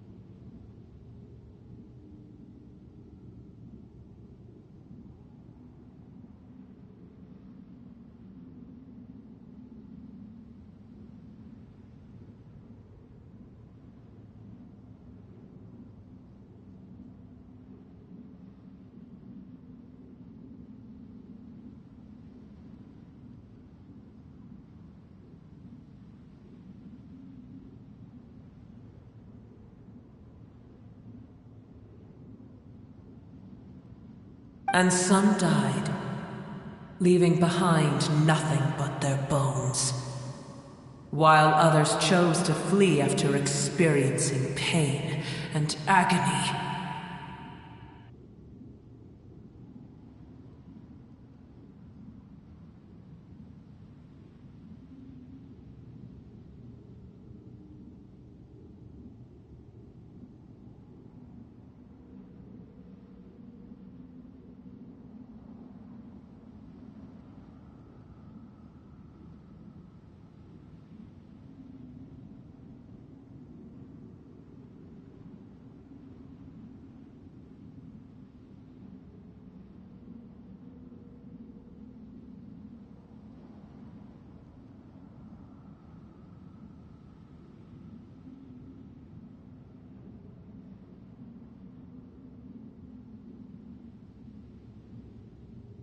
But for me, the scales and will of the Dragon King still shine bright in my heart, even to this day.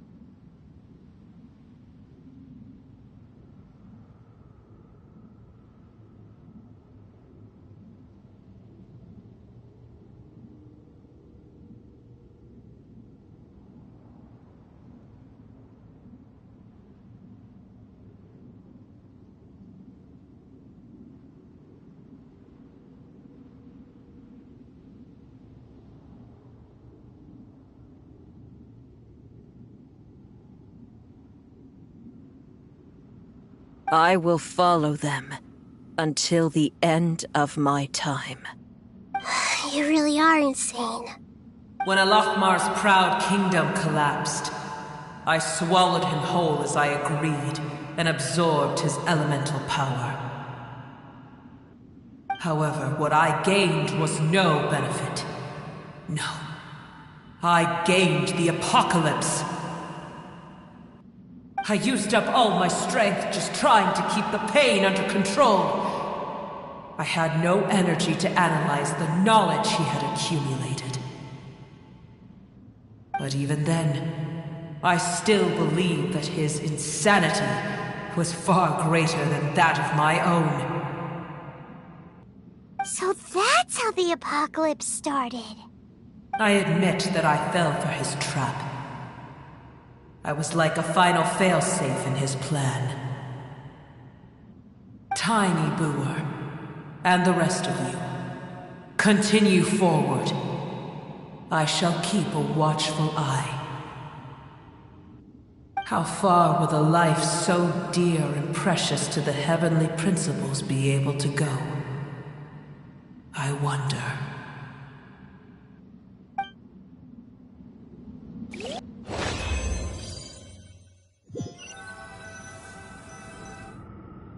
Hey! Looks like we've been sent back out! Still in one piece, too! The dragon will need to rest for a very long time before it is fully healthy again. It's not as ruthless as it was before. Curing the dragon of its illness has seemingly made it more open to reason. Nobody's in a good mood when they're feeling sick. Even though we accomplished something really important, Paimon still doesn't feel happy for some reason.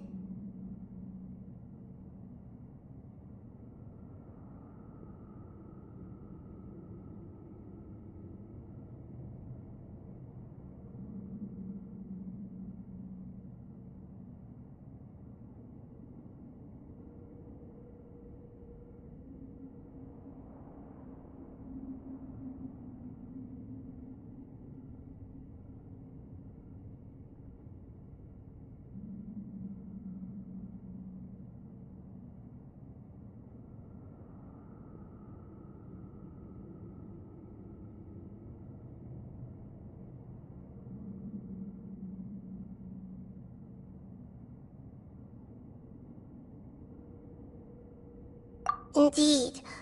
Although they'll still have the chance to be born again, they've lost their memories of their journey and their feelings for their homeland.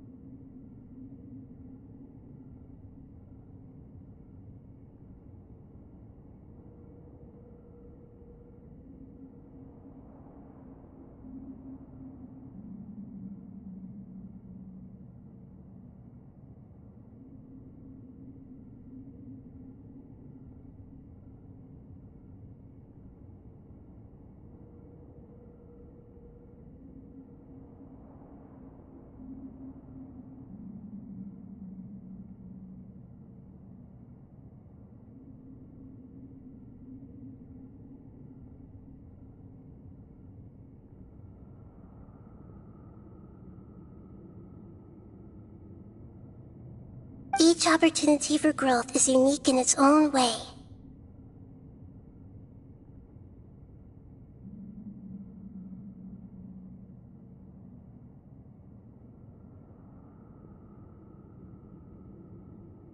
Perhaps the immense power we released was the pouring out of all these irreplaceable emotions that had built up over time.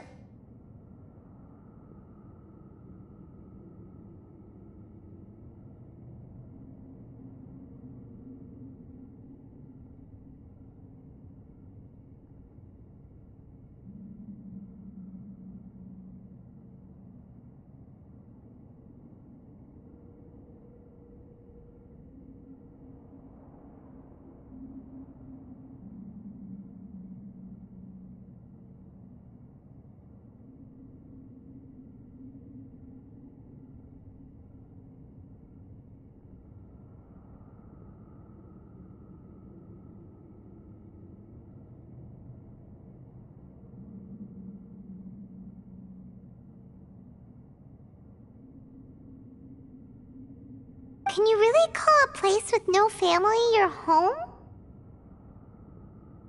Family. Right! The hydrofungus left behind its family. Those two fungi might be waiting for it to return. Oh, yeah. Let's hurry and go take a look. Huh. How are we going to explain all the complicated things that happened?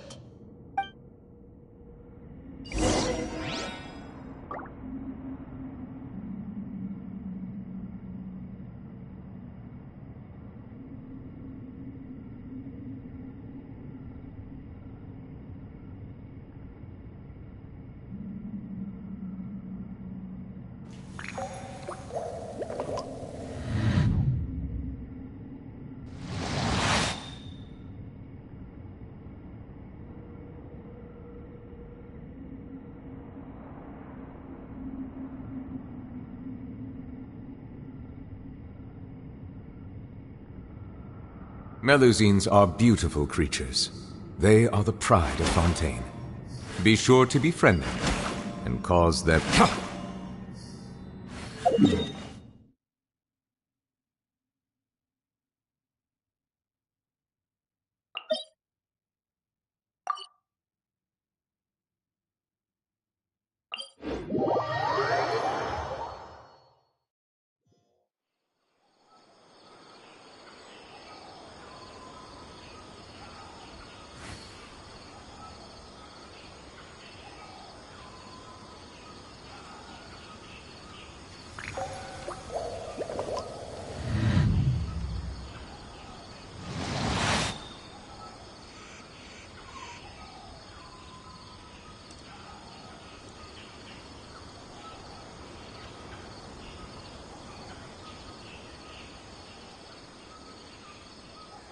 Water comes in many flavors to the discerning palate.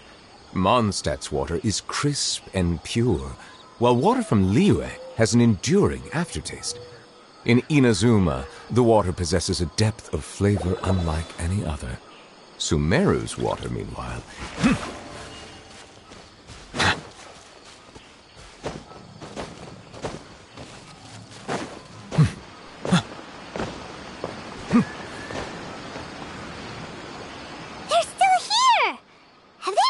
Waiting here all this time?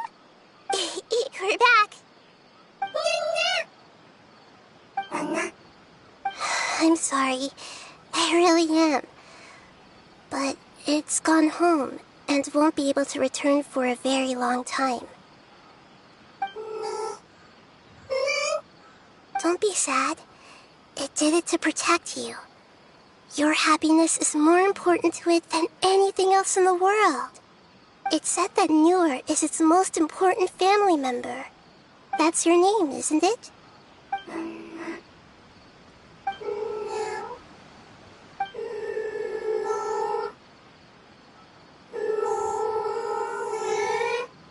Wow. This is wonderful. So it has left traces of itself after all. They will definitely meet again, someday.